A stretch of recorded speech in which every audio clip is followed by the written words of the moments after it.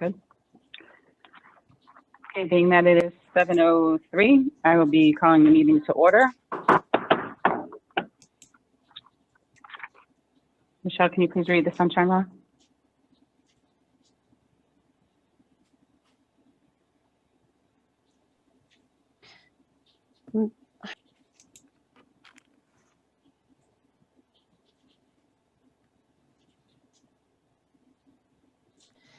This is a regular meeting of the Mayor and Council of the Borough of Keyport, Tuesday, February 16th, 2021.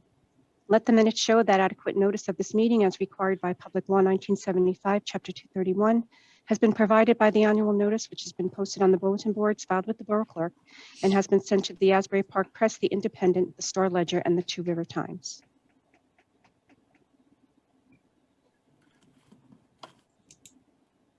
Thank you. Can I please have a roll call? Mayor Kennedy. Here. Council President Good. Here. Councilmember Pacheco. Here. Councilmember Fotopoulos. Here. Councilmember McDermott. Here. Councilmember Davidson. Here. And Councilmember McNamara. Here. Thank you. Just for a matter of housekeeping, due to circumstances that occurred in our last meeting, we are going to be turning off anyone's video that's not a member of the council or dais. So our attorney, Mr. Delaney, and council members should be on video, and everyone else's video will be off at this point. When we move on to the meeting, if there's something that has to be on video, we will address it at that point. Can I please, everyone please rise to the Pledge of Allegiance? Pledge allegiance to the flag of the United States of America, to the republic for which it stands, one nation, under God, indivisible, with liberty and justice for all. You can please remain standing for a moment of silence of your choosing.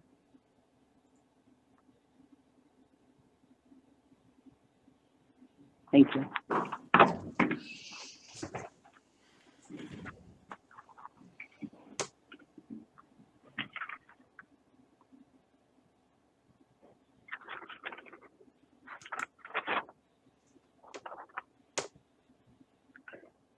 Okay, members of council, you should have received something from Michelle around 5 o'clock this evening with an update from our engineer by request of Ms. London last week. But because of the 4-day holiday weekend, there was a delay in not receiving that until this afternoon. So you should all have that. Maybe not have the chance to refer to it, but it was sent to you late this afternoon. If we did not receive that, we were going to table this. So at this point in time, if Ms. London can give an update on where we stand at this point in time, if that's okay. Yes, I believe the applicant provided an additional sketch, which was distributed to everyone. And it was also, after my review and talking to Mr. Delaney, we recommended it also go to the borough engineer, Trevor Taylor, to look at. And additional information was presented. And I'm not sure if everyone had an opportunity to look at it. I think Trevor was still waiting for one additional, the sketch of the upstairs, the second floor. And I'm not sure if that was received before this evening. So we have additional information, and I believe the police chief has also submitted her review and recommendation. I think that was part of the package that was presented to you this evening. I'm not sure if anyone, it was sent at 5, so I'm not sure where we stand with respect to everyone having had a chance to review it. And Mr. Delaney, I'd ask if, did Mr. Taylor's information, was that supplied to him? Was he satisfied? I know we were waiting. Mr. Taylor is on the line. Oh, okay. He's on the meeting. Mr. Taylor? Hi, Miss London. Hi.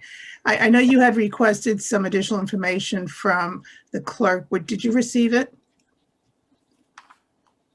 I did receive the 2012 sketch that was provided with the 2012 application. And I guess the only other question that I had was with the second floor part of the application, whether they had submitted a sketch for that. And Mr. Delaney did confirm that that was for the entire building. So I think that was clear in the application. There just wasn't a sketch that accompanied that, but it was clear that it was the entire second floor of the restaurant building that was included in the application. So I'm not sure if a sketch is required for that.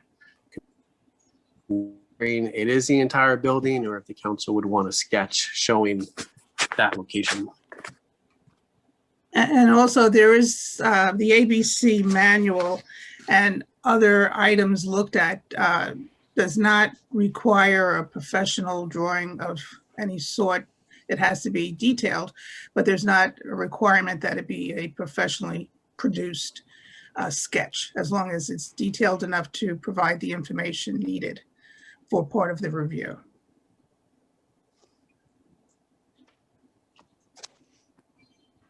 One other thing too that I did note in my email today, that they did show a smoking area for the parking lot. And that smoking area is shown on municipally owned property outside of the existing lots 11.01 and lot 12. So obviously I don't believe that we were permitted to have, or they're permitted to have, a smoking area on municipally owned property.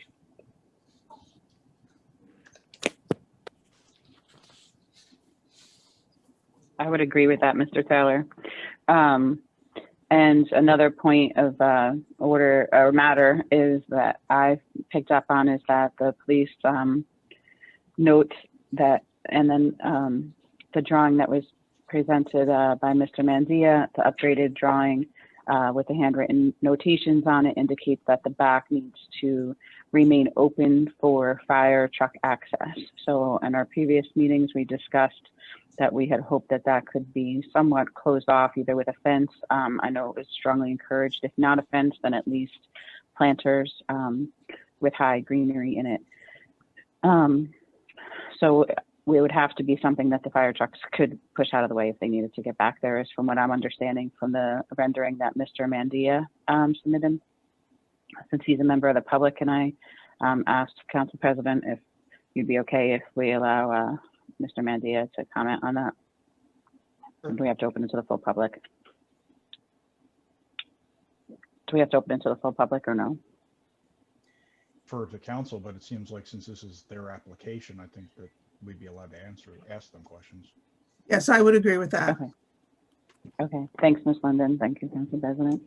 Mr. Mandia, I know in your drawing that you had submitted on the bottom of it, it had mentioned not only what Trevor Taylor mentioned about the smoking area. That would not be, I think, permissible by the council, but we'll see as we go through commentary through them. But the who indicated to you to put, or who put that on the map, that fire truck access had to be there and it cannot be closed off? Was that something you were, that a fire marshal indicated to you, or was that just a guess? That was not, that was something that we were guessing was required for safety. We can certainly put temporary barriers there that are movable if that's preferred.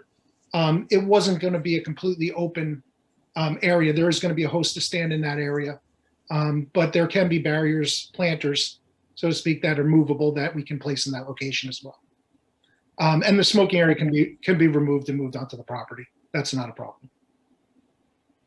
Okay. Okay. I'd like to go through how we handled it last meeting and just make sure no council members have any follow-up questions. Ms. London, is that okay if we proceed that way? Yes, Mayor. Okay, so I'll start with Councilman Good, Council President Good.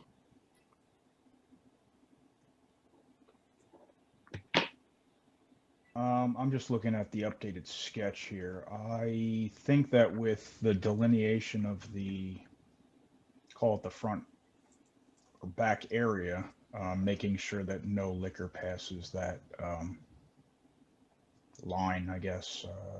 I don't believe that there's any other items that are concerning me about the liquor license itself. So I'll let other people, if they have some questions, go. Okay, thank you.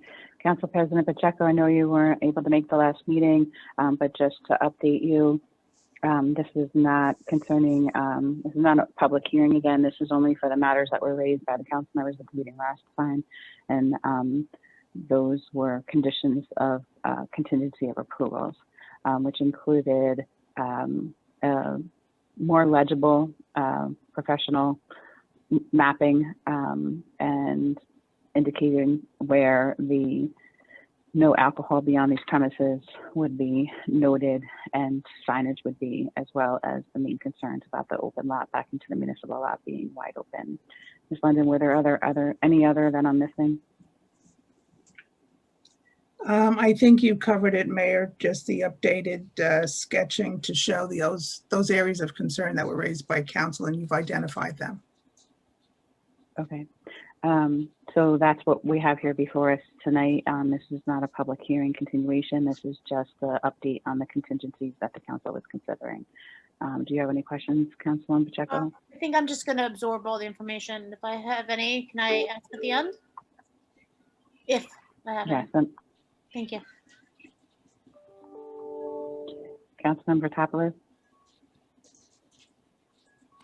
Thank you, Mayor. Can you hear me? Yep. Yes. The couple of questions. So I'm to understand that we don't need a sketch of the second floor. Yes, that's Okay. correct. Good. The notes sent in by Chief Torres and the police department, do they need to be addressed in the sketch? Or we're just gonna, it's just part of the, it would just be incorporated as part of the the agreement, the approval.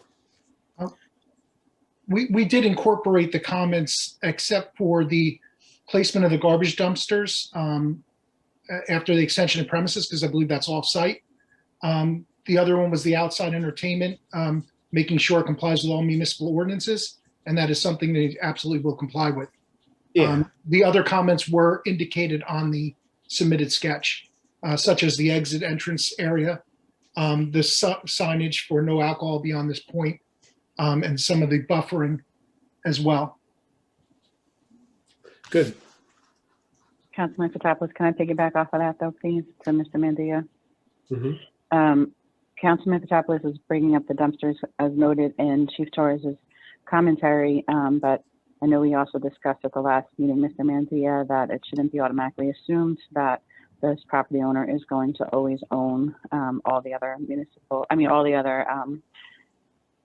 properties, and that should be taken in consideration that if for some reason dumpsters are not provided on another location that this landlord owns, they may have to make adjustments to where dumpsters could be on their property and accessed from the hauling company. So I don't know if that needs to be listed as a contingency that in Ms. London, and when we write the final plan, just if they decide that they no longer want the property that they're keeping dumpsters on and they sell that off, they would still be liable to have dumpsters on their location. Is that correct? And is that covered also by your municipal code, isn't it, the placement of dumpsters in general? So that's a touchy subject because the placement of dumpsters, each property owner is supposed to be responsible for their own solid waste. Carting, businesses in the downtown are allowed to, I believe, Councilman Stavros can correct me if I'm wrong, I don't have it in front of me, but I believe they're up to 5 cans a week. Otherwise, they have to have a private hauler, and it could either be a dumpster or additional cans. In the past, there wasn't any place for a lot of the business owners to place their dumpsters. So they were out in the middle of a municipal lot and down at the waterfront balanced on rocks. So we were coming down hard on that because it was an eyesore. B, no one was keeping it clean. And C, there was just a confusion on how many people were using them and who was paying for the hauling of them. So Mr. Schwartz was able to fence in an area over on another adjacent piece of property on the other side of the municipal parking lot, where all of his properties currently use that those dumpster enclosures. So that would be for Old Glory, for the Dunkin' Donuts when it was there, and for McDonough's Pub. But if for some reason they decide to sell that other piece of property, there could be a situation, and we would need them to understand that the dumpsters would have to come back onto their property and not into municipal parking lot. The applicant's agreeable to that. If there is an issue with the off-site, they will provide dumpsters on site and be subject to municipal review of location. I appreciate the All right, challenges. Councilman Fotopoulos. Thank you. I appreciate the challenges that we faced with dumpsters as a whole in the borough and the business district. I also appreciate the chief putting that into the criteria. But is it something that we govern by way of the ABC approval? Not really. It's more of a zoning issue. Okay. All right. So I'm not, of course, I agree with what the mayor said. This has been an environmental issue for some time, but I'm good. Thank you. Thank you for the moment.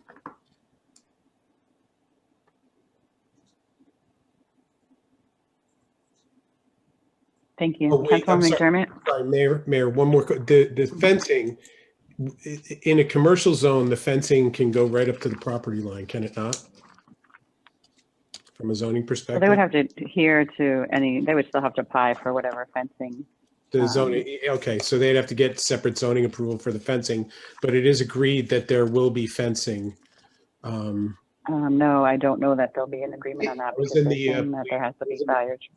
It's a combination of fencing and plantings. There's indicated on the plans where some areas where there's going to be tree plantings that are there to, instead of a fence, which is a delineation of where the lines are for where service of alcohol can occur. So it's not going to be an actual fencing in the entire area. Just for clarification, I think it's planters, not plantings. I don't think they can go in the ground or the fire trucks aren't going to be able to get through. So You're correct. Planters, not plantings. Correct. So there's going to be no fencing along lot. The municipal lot. Not. That's what we had read. No, not the municipal lot. Lot 9, lot 8, and lot 7. That's not going to be fencing. Those right now are proposed to be planters. Behind lot. Yeah. This isn't something that is a big deal, a huge deal, but I'd really like to know why fencing isn't an option. It's just aesthetics. There's buildings there to block, so it's not a matter of people coming through. It's more of a matter of, my understanding from the last meeting was the council wanted to see more of a matter of delineation of where the lines for alcohol service were. If you want us to put fencing, we can certainly discuss that. It's just not as attractive and sightly, especially when you have a building right on the other side of it. And if you go back to the overhead pictures, you can see that. Okay, if if there's an issue moving forward with other property owners having issue, then of course they can have the option of putting the fencing up too, I guess, right? So, all right, thank you very much. Thank you. Councilwoman McDermott. Thank you. After kind of making some considerations, I do think we need to have fencing around the properties to ensure that we don't have any potential of alcohol consumption being transferred, dumped over. Mr. Lane did provide some insight into other areas other bars in the area that had some issues with planters. So given those circumstances, I think we may want to have fencing there, and you can go ahead and decorate it whatever way you want to and be creative, with planters and things. But I do think we need to have a secure ABC enclosed area so we know exactly what the lineage between the outside and inside is. The other thing was the garbage enclosures. One of the things and yes, thank you for the feedback on what it is, but I think maybe we want to consider planning, having that put into the region in the area versus out in the other shared properties, just in case, unless there's a big reason for it not to be done. But I think long-term for these three businesses, I do think maybe we need to consider not having it an adjacent property and having it in-house within that respective property. The other thing was, and this is more discussions with questions that came in from Mr. Trevor regarding food transportation exited in and out. I still have, I guess, and this is not an ABC issue, or maybe it is an ABC issue. If you have alcohol coming through hallways or kind of like liquid and food being put through hallways, that it's a communal prop area, I think I do have some concerns with that. I've seen other places in New York and everywhere else that has pulleys between different floors for the kitchens to send food up and down. I just do have some sort of like Board of Health concerns with food being transferred in a public hallway kind of thing. And as people going up and down the business as well, because I'm not really sure how the exit and in and out of the second floor and the third floor it's going to work. That's my feedback, and I think that's it. Thank you. I just wanted to say if you have it in front of you or you can pull it up, there was an overhead submitted to the last meeting. There are walls already in place in a lot of this property, and there's only a few areas that people could actually walk off of this property into the streets or sidewalks, a couple alleys. The rest of it is naturally enclosed by the buildings and the existing walls. So a lot of it fencing would be redundant. But if there's open areas, we're certainly open to that if that's a concern. Thank you. Councilmember Davidson? Thank you, Mayor. I just have two quick questions, perhaps. Does the entrance on Broad Street need to be identified on the new drawing? I don't know if I see it on there, but I'm looking on a very small device because I can't pull it up elsewhere. So I was just curious about that. I don't see it marked off for an entrance and an exit. That's my first question. And second, if for some reason this application is denied by the ABC, which I hope it isn't, but if it is, does it come right back before Keyport Council, or then are we out of the equation once this is approved? I believe there's an appeal process. I'll refer to Mr. Mandia, but I believe they have an appeal process available to them if ABC does deny it. You're correct. And There's an appeal process, and they would most likely send it back to the town to work it out first with their comments. And then we would have to have another hearing on it before they push us through the appeal process. In regard to Broad Street, there's nothing changing in that area. That's already licensed, that building on the basement and the first floor where the exit entrances are. So there's no changes proposed in that area. I do believe we had just asked for additional signage there at the exit to make sure people know they can't leave that Broad Street exit with any alcohol. From the interior, yes. Correct. Is that entrance and exit, is that still going to have a lock on it? So unless somebody holds the door open, nobody can get in? That's what's proposed, a push bar, so you can get out but not in. Thank you very much. Thank you. Councilwoman McNamara? The only follow-up I have would be regarding these fences. I do like the idea of the planters. I understand a little bit more control, the desire for that. But I guess the one thing would be, any fences need to be able to be moved rather easily, again, because of fire truck access, as well as in the last meeting, Mr. Schwartz was talking about trying to be a good neighbor and allowing those other buildings to have access for their deliveries through the back. So I think he was trying to also work with them. So I guess whatever is there, we just need to be comfortable that they're not any type of a real permanent structure that would inhibit any of that movement. That's it.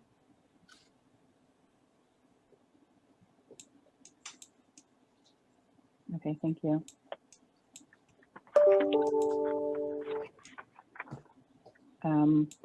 Ms. London, I know that this was technically listed as a public hearing originally, but is it a type of hearing that it's really just for the public and not really a roll call, so to speak, by council members, since the items of contingency for approval have been listed, or do we need to go through roll call? And if we do go through roll call, are members that were not present at the first part of the hearing able to vote? You should do a roll call vote. And then for the council member that was not present, if Councilwoman has reviewed the minutes or heard the tape, watched it, or reviewed the application and all the other documentation and feels comfortable voting, then she may. Leslie, Okay, thank you. but I can abstain if I do not feel comfortable because I was. Correct. Thank you. Correct. Tiffany hands here, but Okay, so we would need a motion and a second, or do we need to open it to the public too? Well, you had the public hearing previously, so this was just a continuation to clean up a couple of issues that had been raised. Right, so they were raised by the public and council members. So the council members have expressed and cross-examined the opposite attorney. Should we be opening it up for Mr. Lean to have any questions? I just don't want to break any process. So I don't know what the protocol is. Right, and this is, I would say probably because he was an objector, I would open it just to see if he has any further questions. Just, I think it's probably the right way to do it. Okay, I just actually checked with Ms. Clark and she said that he is not present, but I would just like to, just in case he's in under somebody else's name, just out of fairness, I would like to open to see if Mr. Lean is on the meeting this evening. If you can unmute yourself and to speak if you are present. Michael Lane, 51 First Street, Keyport. I am present. Great, thank you. Hi, Mr. Lane. I have a couple of concerns about the process. This is a modification of the original application. When the applicant modified the application between the November and December version, which was a few half dozen changes, he had to renotice. These are major changes and there's no renotice. And so I didn't get the opportunity to look at this information, number one. Number two, in the past, for multiple applications for liquor licenses, the police report has been available before the public meeting and it's been available by Oprah. And that was not done in this case. In addition, I think the issue of fencing, the council people really need to look at the Keyport Uptown Bar and Grill. The fencing along the adjacent property where there's not a building, and I'm not looking for fencing where there's a building, is only about 3.5 feet high. And in front of the fencing is benches and planters. It looks very nice. The issue of fire access. I'm a longtime fireman. I can tell you I have driven fire trucks through fences. There's no problem with putting gates in just like a driveway gate so the fire truck can access the area, that he could access the back of lot 9 or the back of lot 8.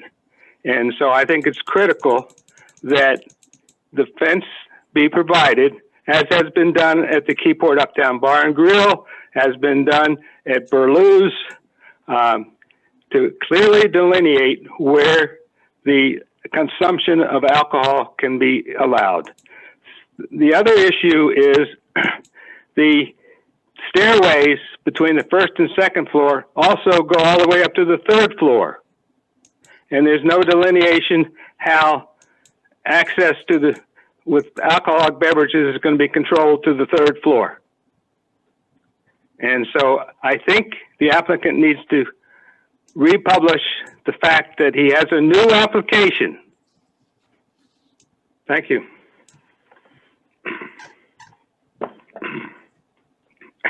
Thank you, Mr. Lane. Ms. London, I'll defer to you on the comments. I don't believe it's actually a new application. It's a clarification and providing more detail to the application that was submitted. So I would not conclude that it's a new application. Okay, thank you. And Council Member Davidson, earlier you were asking about if it was rejected and would it ever come back to council and so forth. So a rejection from ABC is different. I just want to point out that to also remind you that every year the council approves all liquor license renewals throughout the borough on an annual basis. So if there's something moving forward that needed to be addressed that we didn't pick up on now, that could be addressed at that point in time, correct, Mr. Delaney?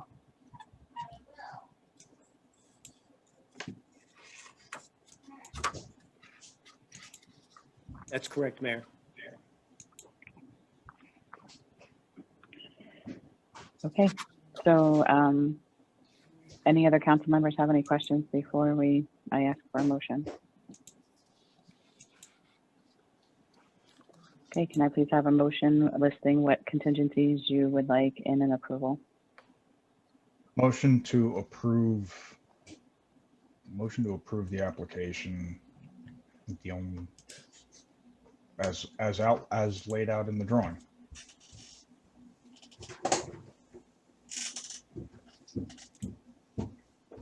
I would need a second. Second?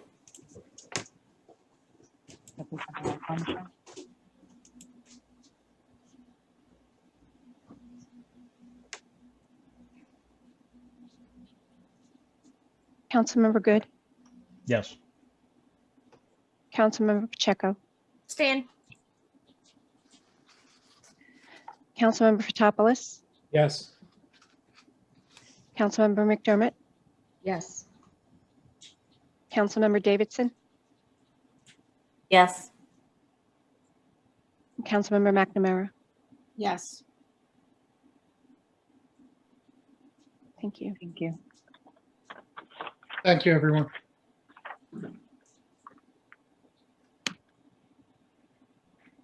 Okay, next we'll move on to, before we move on to public portion of the agenda regarding agenda items, do any council members need to have anything pulled or tabled just in case members of the public had questions on something that might be listed? Okay. Can I please have a motion to the public for items listed on the agenda item only, which does not count as committee reports? Second. All in favor? Aye. Aye. Aye. Okay. Michelle, there are some people that their video is appearing. Is that like people we know that we're letting them have their video on? Okay. So let me just change the screen. No, because I just wanted to know if I can do show of hands or not. Can I do show of hands for anyone from the public that has any commentary on items listed on the agenda? Okay. Can I have anyone that wishes to speak, please unmute yourself and we'll call out whoever is next. If you're on the computer and your computer screen is off and you need to unmute yourself, it would be, or if you're on the phone, it's *6. Otherwise, it would just click the microphone. Okay, can I have a motion going once, going twice? Can I have a motion to close to the public? Motion. Wait a minute, hang on. I didn't hear you go about the people just on the phone. Yeah, I said that you had to star 6 of yourself. But go ahead, Mr. Ling. The first item is on the Councilwoman Davison's property management. She's property management liaison, that she could report on the removal of the abandoned and unanchored RV on the borough lot 24, block 22, and what's going to happen to get that vehicle removed from a coastal high hazard area. Councilwoman Pacheco, who's the liaison to the Complete Streets, if she could give an update on when the public session is going to be held to lay out the plans. The last time a timeline was defined, it was in the first quarter of 21. We're already in the first quarter of 21. If Councilman Fotopoulos, who's the Keyport Environmental Commission liaison, could report on any plans to review and comment on the Browns Point Marina contamination remediation plan, and give an update on what actions the borough has taken to review that plan. Councilwoman McDermott is the NPP liaison. At the last council meeting, I updated the council on the failure of the floodgate to operate by the dumpsters that allowed a SUV to proceed through the floodwaters at a high rate of speed, and he was blocked. The driver was blocked by the floodgate by the park and really took a risk in bouncing over the peninsula. And the report on how that happened and what's going to be done to fix it. Thank you. Any other members of the public?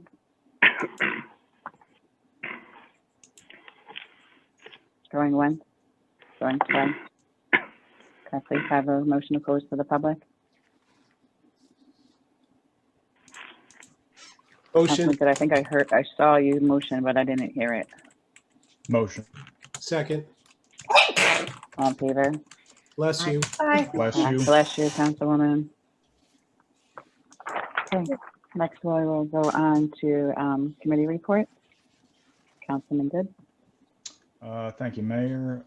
Let's see. For the fire department, the calls for service for calls for service for the month of January were 27 calls totaling 296.5 hours. Responses including cooking fires, furnace malfunction, medical assists, accident extrication, ice rescue, natural gas leak, carbon monoxide, electrical wiring, power lines, water leaks, smoke scare, and special incidents. There wasn't any, I don't think we have anything for redevelopment.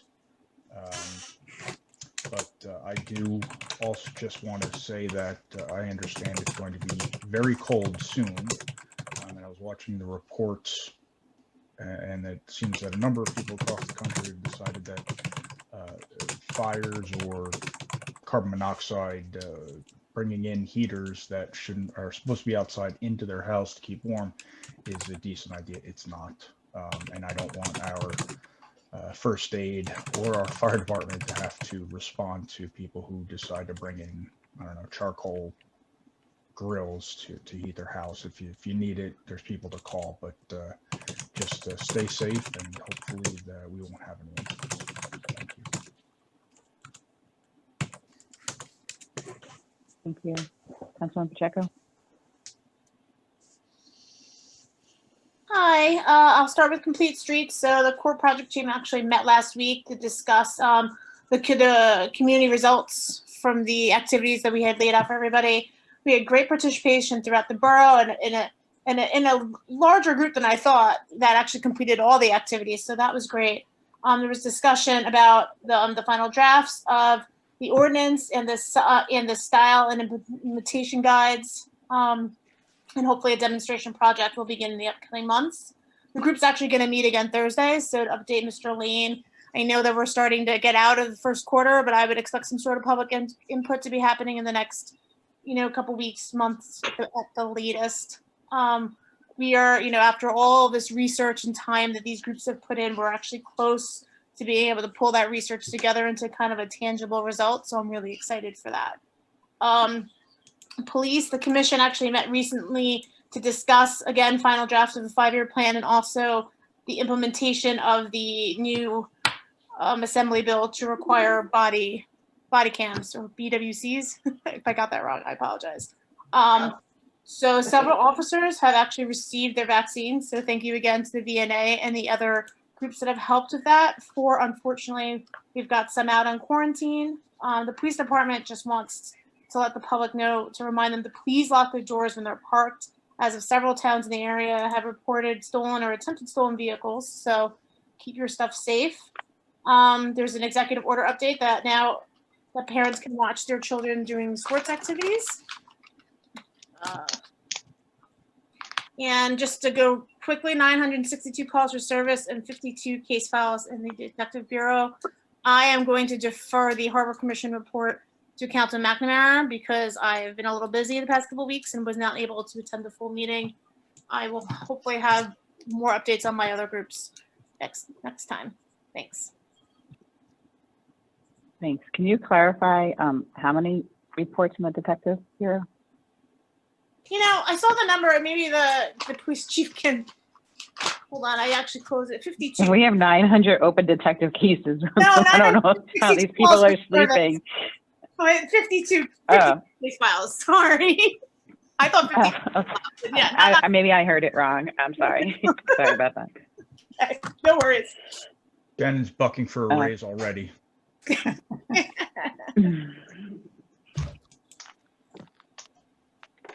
Councilman Fotopoulos. Thank you, Mayor. The Finance Committee met on the 26th of last month and to have preliminary budget discussions. And at our next meeting, we'll have a more detailed discussion about the upcoming budget. I want this to be an open and informative process, much like what we have done in the past, but hopefully take it a step further. Of note, there will be an open dialogue between the members of the committee and the members of council and ultimately the public about the amount that will be raised by the municipality by taxation. One of the goals is to show the differences year over year and highlight the capital budget needs for the next few years. We did not have a recycling committee meeting, but we do have the new brochures up on the borough website and on keyportrecycles.com. Thank you to our recycling coordinators, Donna Purcell and Raman Sheridan, for making themselves available during the changeover of these brochures with the new brochures, and for their actions and consensus with the borough administrator navigating the changes to the garbage and recycling schedules during the recent snow and storm events. The registrar total collected in the health office this month was, for Keyport, was $8,074. The Keyport Environmental Commission met last month for their annual organization meeting. It is my hope and understanding that, Mr. Lane, we will be having the Browns Point people at our next meeting for a presentation. I don't think that's changed, but I'll keep you posted. At the last reorg meeting, Dr. Ken DeGroat and Mike Palmisano were reelected as chair and vice chair respectively, and Joe Sheridan was elected to serve as the secretary. We discussed the outflow pipe at Benjamin Terry Park and the need to remediate that in some way. And we're waiting for the opportunity to be able to do that. That's going to be handled internally by the DPW, is my understanding. The need to clean up the Cedar Street beach of debris is still exists. And I met with a citizen about the source of the debris, and he confirmed what we all know to be the truth, and that it's coming from the Air Marine property. And it's also evident that the trees on that property have been clear cut and left on the beach to rot and float away. The commission wanted to know if we can make the property owner clean up the debris by getting property management involved, property maintenance involved. And we'll take that a step further, hopefully between now and the next meeting. The commission once again reaffirmed that they support the Amberic project. Christmas trees were affixed in the dune area where it was determined they might bring further benefit to the dunes. Also discussed was the hope that a pathway through the back beach area behind the dunes could be constructed with the Green Acre grant funds that are going to help improve Cedar Street Park as well. Thank you, as always, for allowing me to be of service to the community. Thank you. Can I just ask a couple quick questions? You mentioned that Browns Point will be at the next meeting. Did you mean Environmental Commission meeting or the next council meeting? The next environmental commission meeting. Okay, great. And regarding the trees that were cut down, that was back from when the film production was going on down there because they wanted a clearer view to the New York area. So those were cut down at that point in time. So we could always tie it back to the fact that that property made some money off of that movie production or television show production. So perhaps they need to help ratify that situation. Yeah, it would have been nice if they. So thank you. I'm sorry. It would have been nice if they had somehow cut the trees into pieces and mulched them or Of something. course, like that would have all been a lot easier, right? Thank you. I agree. Okay. Councilwoman McDermott. Thank you. So Councilwoman Pacheco reported on the police committee and the municipal alliance. So I defer to her on that. Library construction committee, there are no updates regarding phase 3. The library director will update the borough administrator and council liaisons when we have that provided to us if any updates come from the state. Again, phase 3, no update for that. NPP, the floodgates located at American Legion sustained damage, which continues to be under review. So for that case, we will not be able to use those gates any longer, according to the Keyport Police Department, as recommended by them. So those gates will not be operating at all. The NPP coordinator working with the borough administrator will report any needs for the insurance and your manufacturer replacement. So it's unfortunate, but I hope that answers Mr. Lane's question. At this point, we're not gonna be able to operate them. Year 1 progressed in final stages. It was extended to June 30th, 2021. So if anyone recalls, all activity on the regular MPP program was stopped in late 2020 so that the MPP program revamped itself to the MPP COVID-19 Relief and Recovery Program grant, where we gave significant money to our businesses and the property owners in town. And so now we're going back to the original program and wrapping up year 1 activity, and we have until June 30th of 2021. And we do expect to be returned back to the borough once all paperwork is submitted, because again, no activity could be continued under the old program until we close the COVID-19 relief program.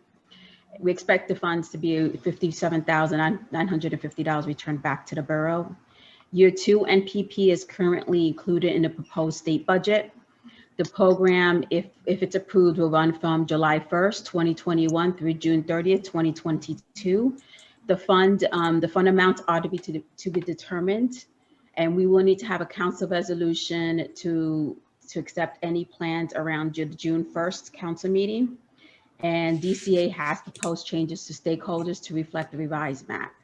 So when we called, we extended out up to pretty much 7-11. We actually went that far out. We made some mapping changes from the original MPP plan that was submitted 2 years ago. So KBBC Board of Directors reorganization has been completed.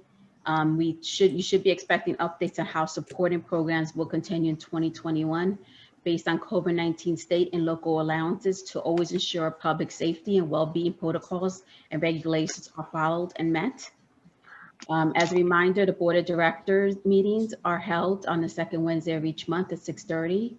Now, due to COVID-19, these meetings are all held remotely, and you can access that information on both the borough website and visit Keyport websites for call-in information and those Zoom details.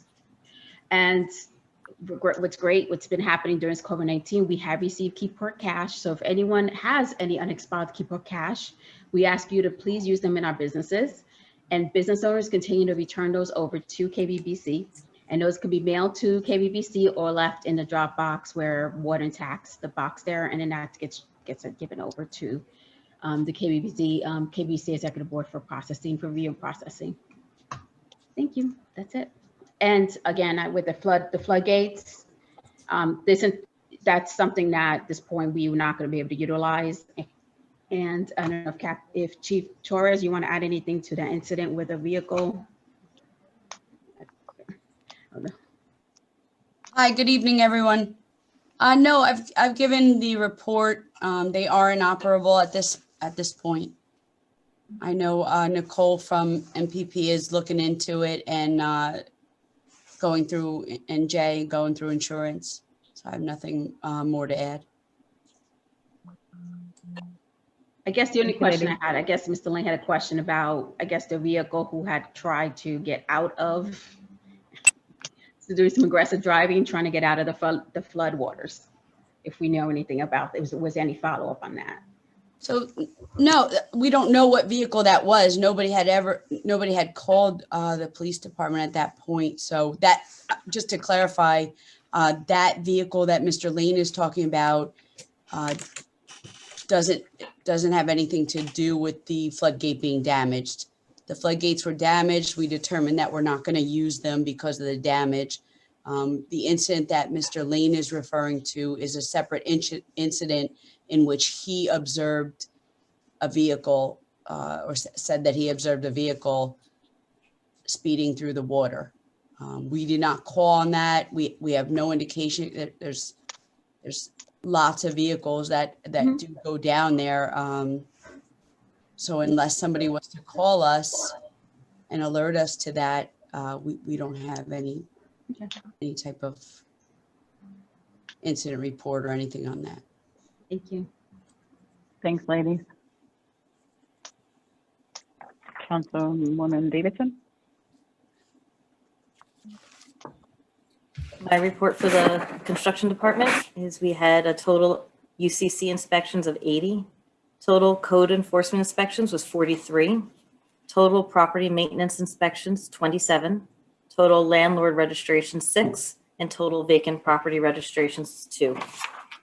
As far as DPW committee report, earlier this month, I had a meeting with Mr. Kutchman, superintendent, Mr. Delaney, and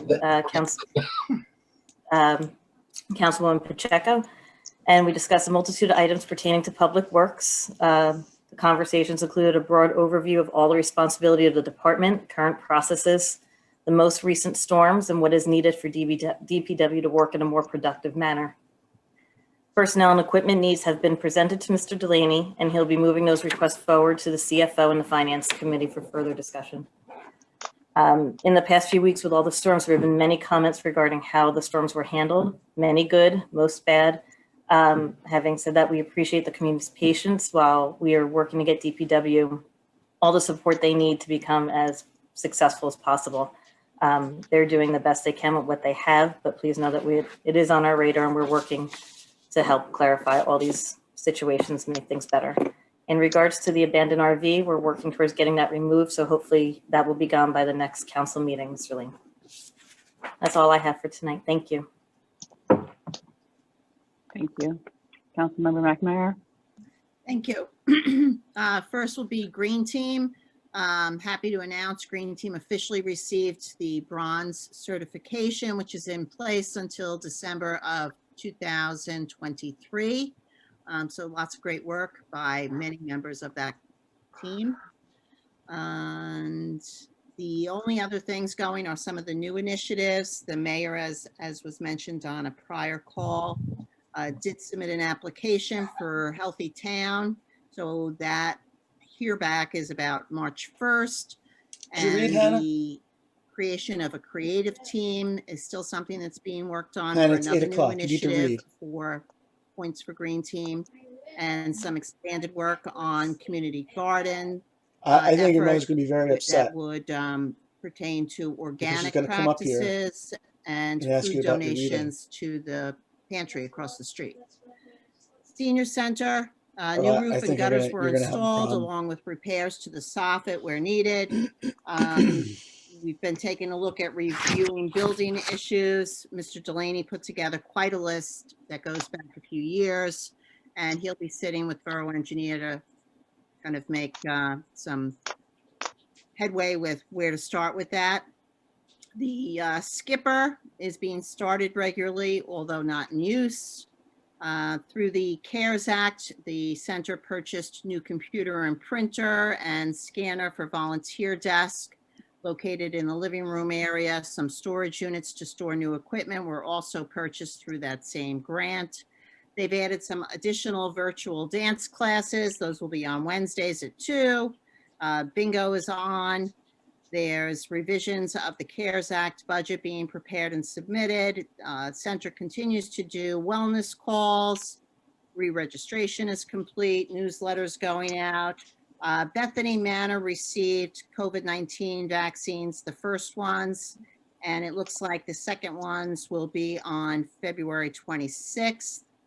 And Monmouth County had asked if they could do a registration for some open slots that they had, and they were able to get, I guess, 40 slots filled using that. And the Black History Month slideshow is up on their Facebook page. If you haven't seen it, it's a compilation of the last 4 years worth of programs. Recreation had the snowman contest that we were able to get through the money for last time. So we're waiting for the official announcement on the winners. They're working on some replacement activities, things like a possible scavenger hunt. And I think we'll hear a little bit more about another upcoming activity presented later. Harbor Commission, both Recreation and Harbor inquired about the kayak lockers. So I'm hopeful that we can have a quick discussion just as to how to proceed, because the resolution that was in place last year was just for last year. So I'll go over that after with new business. We did investigate beach cleanups with the inmate programs through both the county and the state. Mr. Delaney reached out to both of them, and obviously, as expected with COVID-19, they are not doing those right now. There's a request in to get the boat ramp cleaning in place. I believe there's some equipment that typically gets reserved through the county. So the commission recommended that that gets reserved for March 29th through 31st because of a full moon. We also need to start the process for the request for proposals for the waterfront concessions, so that hopefully we can get those awarded by the beginning of April. The Secretary of the Commission, Nancy Smalling, did recently share slides from the presentation and the Harbor Commission meeting minutes regarding Ambarak.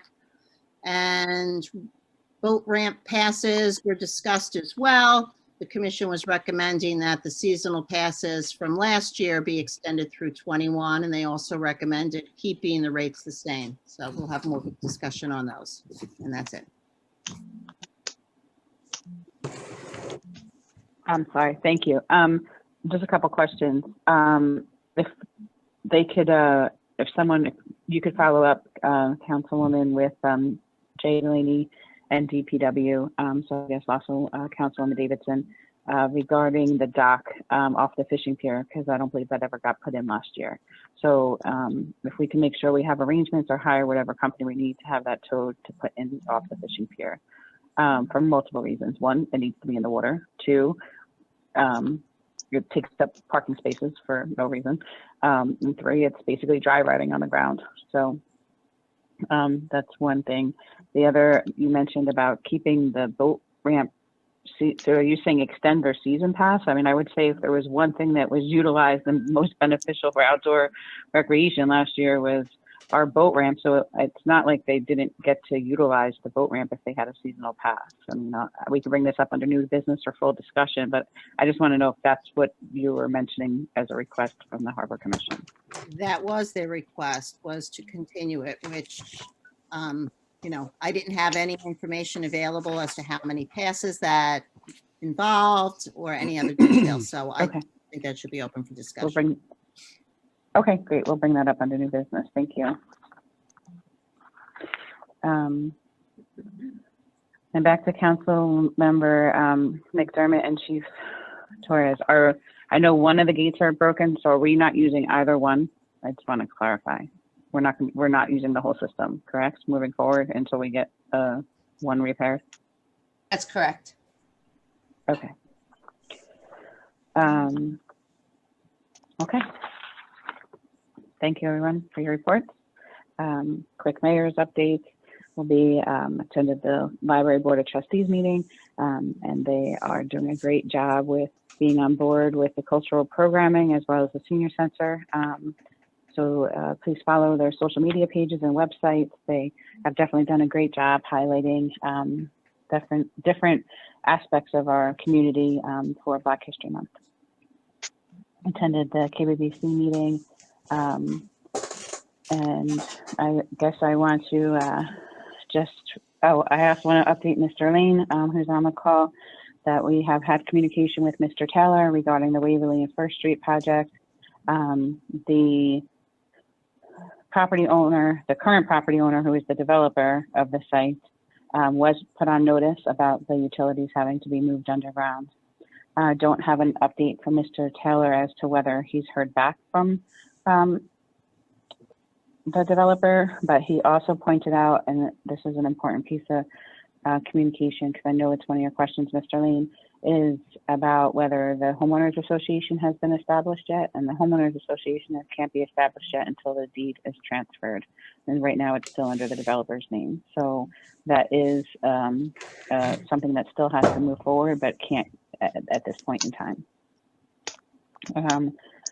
And I know we talked about the budget, and Councilman Stopoulos and Councilman Good and Mr. Delaney is aware of certain levels of frustration from my end.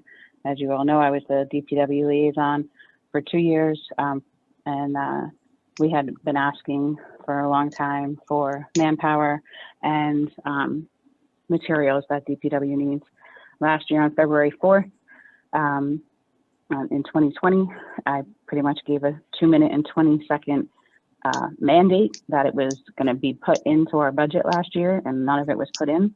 We have not serviced our sewer system. We are not jetting our system. Our constituents are completely being failed. We are not providing proper services. It's unacceptable to our constituents, and it's unacceptable to our DPW employees. I can attest to this firsthand because the 16th time since I've lived here, residents on my street were out at 11 o'clock at night as DPW had to call out Oswald once again and shut down highways and shut down roadways because of the amount of sewers that were backing up on Sunday night. I cannot express it any other way than I have. I've begged, I've pleaded, please make sure this is put into the budget moving forward. The same as reporting structures and technology for our employees. We should be able to know when Oswald is reporting out to where for a problem. If we can't buy the jet or a doctor ourselves, we should be subcontracting them or shared service with another municipality that has it and do quarterly cleanouts. This isn't rocket science. We need to provide these items. It's not fair for them and DPW to have to keep getting yelled at by residents and having to keep coming out on on-call duty to take care of this. We had to shut down lanes of the highway on Sunday night, so that had to put a tax and a toll on our police department again. This happens throughout our municipality. I've asked moving forward for a reporting structure to be done by our administration office of tort claims so that we can start seeing how many tort claims we continually are paying for sewers backing up into people's homes, into businesses. It's just unacceptable. We also need some kind of reporting structure built into our technology system in this municipality, and this absolutely has to be built into the budget. I think I've made my point, but if you have any questions, feel free to reach out. And with that said, we can move on. Okay. With the in an email, you don't have to do it now, but can I get some specifics? There were a lot of generalities in that, and I don't disagree with you, but let's talk about some specifics when you have the chance, okay? Sure. Why don't you go to the February 4th council meeting that Andrew Kelsey posted on his page, and go to minute 8.10 and listen to 10.20. And a lot of the specifics were in there as what we needed to, including manpower, the jet vac. We have not operated our street sweeper in a year. We have not operated any type of equipment. We do not have the manpower. We do not have the resources. We are failing our constituents and our departments. If we have to go to shared service with county on all these items, we do. The potholes throughout this municipality, I mean, Councilman Salas, you walk the town every night. You see them. I mean, every car that's leaving Bethany Manor right now is botting them out if they're not an SUV. It literally sounds like there's a car crashing through the houses every day. It's just cold patch after cold patch after cold patch. Our DPW does not have the proper materials to be able, even when the winter breaks, they don't have the materials and resources to go do paving. That's why the potholes keep forming in the municipal lot behind Old Glory. It's the same potholes over and over and over again. I'm not talking on, Church Street, which we're hopefully having paved soon. I'm just talking about general maintenance on our regular parking lot. They're not being maintained and we do not have the equipment to do it. So either we have to do shared service or go out for a contract or go out to bid. So is it okay if I meet directly with the DPW liaison and the DPW team so I can collect the exact information that they need instead of getting it here at a council meeting? And it's, I know you've got your feeling about what we need. I definitely do, but from budget Mr. perspective. Delaney has a list. What was that? I mean, it's the same. Mr. Delaney is aware. The same thing with the beaches. I mean, they can't get clean. We get complaints after complaints about the people in the townhouses. We get complaints about Cedar Street Beach. We don't have equipment for that either. I don't want to hear that we should just go down once a year and clean up the beaches or twice a year with a backhoe. That's not the type of beach we have. Our constituents deserve better. We should be, I mean, it isn't something that I'm the only one seeing it. It's not just because I'm getting the phone calls. I didn't get the phone calls when I was just a DPW liaison. I saw it myself and I was asking for this stuff back then.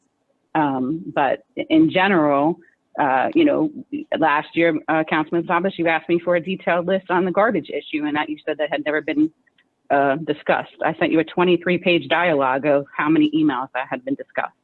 That we don't have enough people out there doing litter pickup, and Good Friday of every weekend, Fireman's Lot is filled with trash. I've gone down and spent Easter Sunday and cleaned it up myself, put it in my own car, spent 3.5 hours on Easter to clean it up because we do not provide the manpower or resources for our Public Works Department. Mayor. And it has to be built in the budget.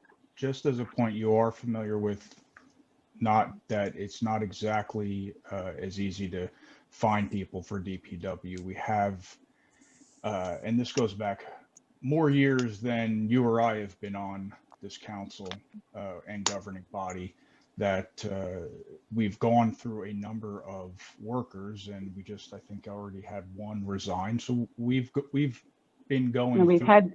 You're absolutely right, Councilman Good, and so we addressed this. Mayor, let me just, Mayor, let me just get this on the record here. We have that. We also have an issue that while there are a lot of calls and we agree, there is also a budget that we need to do. So while we want to hire as many people as we can to get this done, the fact of the matter is trust me, we're not throwing money left and right, spending frivolously, especially when we're trying to, find. I think we just actually okayed Mr. Delaney to look for new DPW members. So, well, I appreciate that you are frustrated, and I know you are, and some of these items are definitely we should and will work on. There also are other considerations that you're familiar with, and we all are familiar with. But your premise is correct. We do need to work on the DPW and making sure that they have the items that they're able to use. Therefore, we can push the whole town forward and into a better direction. Thanks. And I'm in 100% agree with you, Councilman Good, and you're aware of the fact that when I was on council with you as a council member, we talked about the salaries that we were paying our DPW employees and why we can't keep any. And here we are again, right? We just hired 2 and now we've lost 2. So, and this is a continuing ongoing basis because we are not paying labor costs according to what other municipalities are paying. So that's part of something that has to be looked at also within the budget so that when we are hiring and we can provide training, because we don't send anyone out for any type of training. So all of those things absolutely have to be built in. This isn't the first year I'm asking and you're aware of that. Oh, I do understand. I agree with you. What I'm saying is that there also are other factors that we need to address. But again, I'm not disagreeing with your overall premise. Okay, thank you. Councilman Patapoulos, did you have something? Yeah, and I'm not disagreeing either. So what I would like to do is I'd like to meet with Jay. And if not, I'd prefer the liaisons or a liaison from the DPW. And we can get it down on paper. As you know, this is the first year that I'm doing this, and I want to be able to get on the path to yes to all of these things. Okay. So what we'll do is we can meet. The jetter is already something that is a priority for sure. There's no reason why we should be spending the money on Oswald that we do when the same money can be spent on having our own jetter. That's number one. As far as the Or subcontracting out. I'm not even saying because we're not going to have a manpower with someone with a CDL and a tanker license anyway. We had hired one and lost them because we wouldn't pay them. So even if we subcontract it out, if we don't have the manpower, that's what I'm saying. If we can even look at that. The other alternative too is we've talked about shared services for the beach because we have a smaller beach than other municipalities, and there are municipalities that have very large beaches that I think Jay and Finance Committee has talked about working with. And there's other opportunities as well for shared service that we're going to look to move forward. It's hard for me not to take it personally, but I'm not, because I know it's not my fault, but we're going to work together as a council and with the administrator. And, I'm hoping that the citizens and the DPW know that when we talk and work with the budget, we have the best interests of the borough in mind. And I'm looking forward to having those discussions. Thanks for bringing it up. Thank you. Next, we have our consent agenda. I just wanted to ask Mr. Delaney, I believe you and I spoke about this last week. Just want to confirm, I'm not sure if Mr. Taylor is still on the line. R7421 is the final payment closeout change order for the Main Street Park.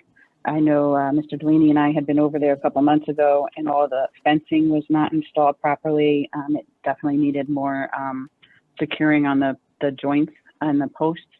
Mr. Delaney, you've confirmed that that's been taken care of, correct? Yes, Mayor. Those were some punch list items that had popped up on the inspection prior to the final closeout.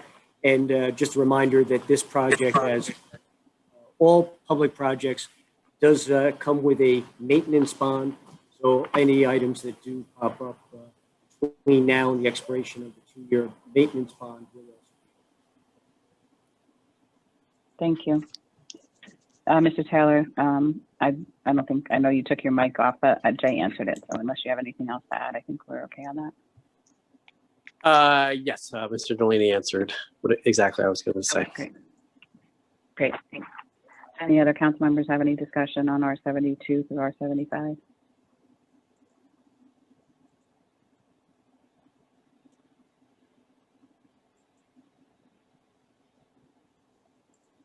Oh, sorry, I didn't know I was back on mute. Do any other council members have anything to discuss on R72 through R75?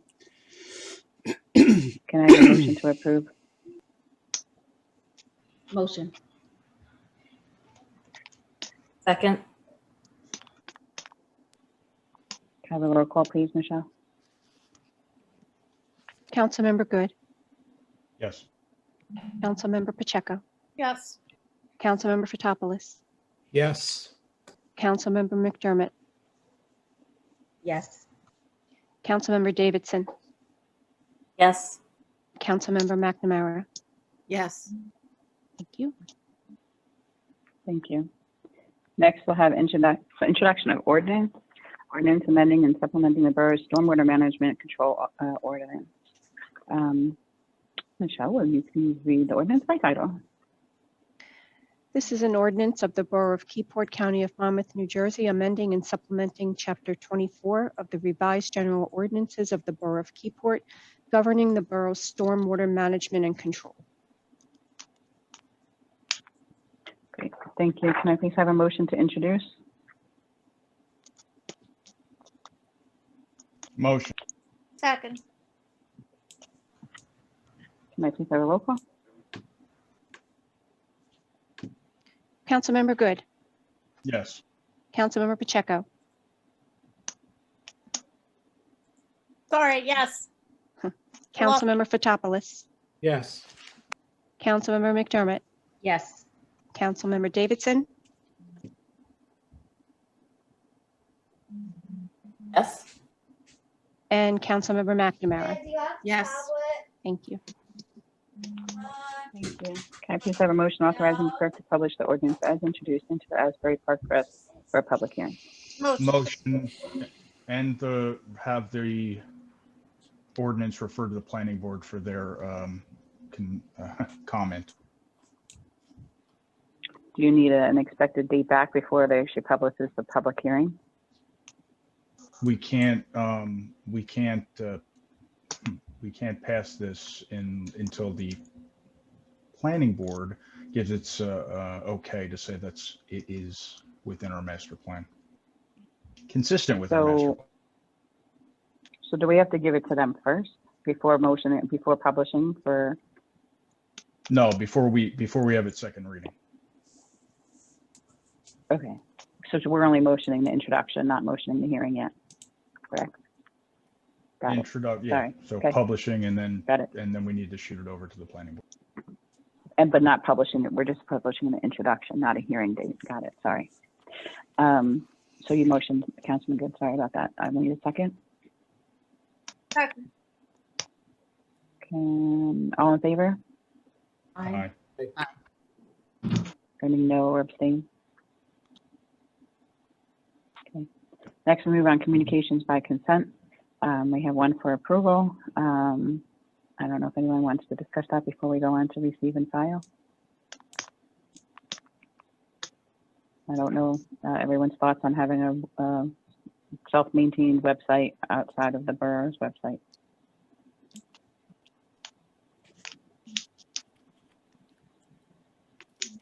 Mayor, it would be my recommendation that there not be a separate website. Any information that needs to be disseminated to the public can be done by virtue of the borough's website.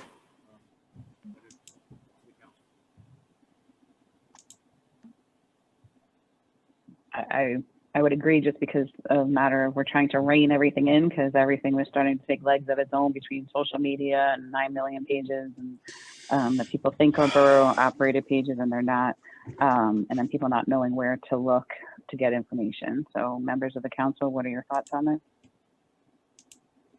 Are you going to go in order?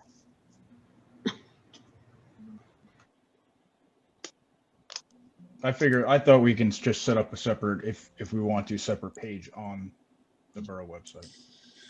Yeah, I think that's not a bad idea. Because that way it's still kind of all contained in one spot, but it's still in our domain. That's an option. Okay. Just for my clarification, you want adding a sub-menu within the existing borough page, correct? Is that where we're? Yes. I'm sorry, can you repeat yourself? We had someone with the dog barking, but we've muted them. Can you repeat that, Councilman? My question, just for my clarification, so we want to keep this on a borough page, but we're going to do a drop down somewhere within our existing infrastructure of the borough page. Not exactly sure, but yeah, I mean, you go onto Keyport Online and then there's somehow a parking committee page.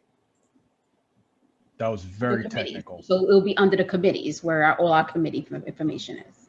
Yeah, there are a number of options as to the architecture, exactly where it's cited, but it would be within the borough's website. Right. So do we need to make a motion for this, or what do we do? Well, it would either be approval or not approval. So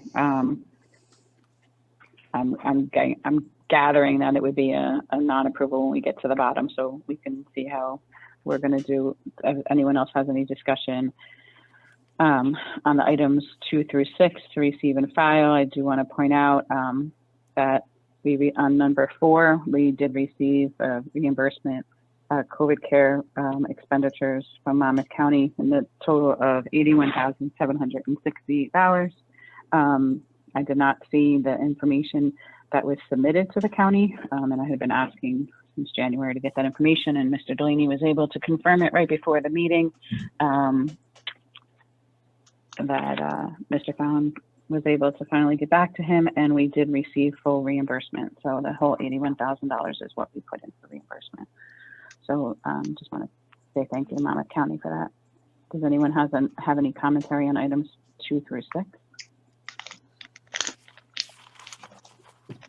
That we have one letter of resignation, but I believe that there were 2 total. So is it possible we can have the second letter of resignation put on for the next meeting to receive and file? That's live. Oh, here's your key. Mr. Delaney saying yes, I think. Jay, is that correct? That's correct. Okay, so now we're at items 1 through 6 in totality. So one would, I guess we would say not approve if that's your pleasure of the council for item number 1, and then receive and file number 2 through 6. But that would have to come from the form of a motion if that's how you all wish to proceed. I'll make a motion to receive and file the entire 1 through 6. I think that I don't, and unless Leslie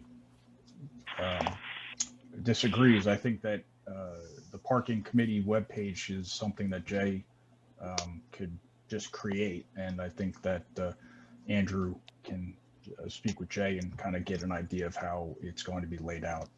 I don't think that needs to be something formal from us. I agree. They can work out the mechanics of it on the borough website. Okay, so can we just receive and file item number 1, Ms. London? Yes. Okay. So then, Councilman Good, I think your suggestion could work, but I think we just need it in the form of a motion. Motion to receive and file 1 through 6. Second. Okay. Roll call, please, Michelle. Michelle.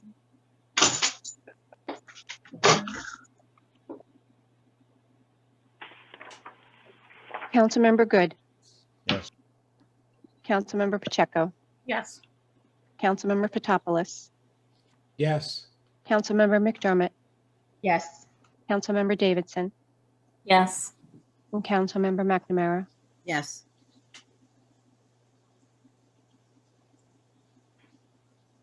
Thank you. Can I please have a motion to approve minutes January 1st, 2021 and January 19th, 2021? Motion. Second. Can I please have a roll call, Michelle? Councilmember Good. Yes. Councilmember Pacheco. Yes. Councilmember Fotopoulos. Were the changes made that we discussed, Michelle? Yes. Thank you. Yes. Councilmember McDermott. Yes. Councilmember Davidson. Yes. Councilmember McNamara. Yes. Thank you. What changes made prior to, did the council know about changes that they?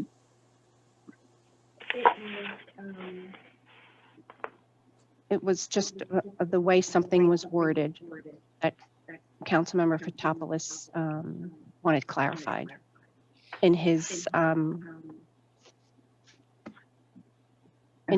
words during the meeting.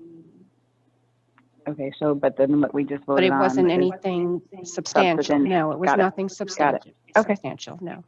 Thank you. Thank you. Reports of departments.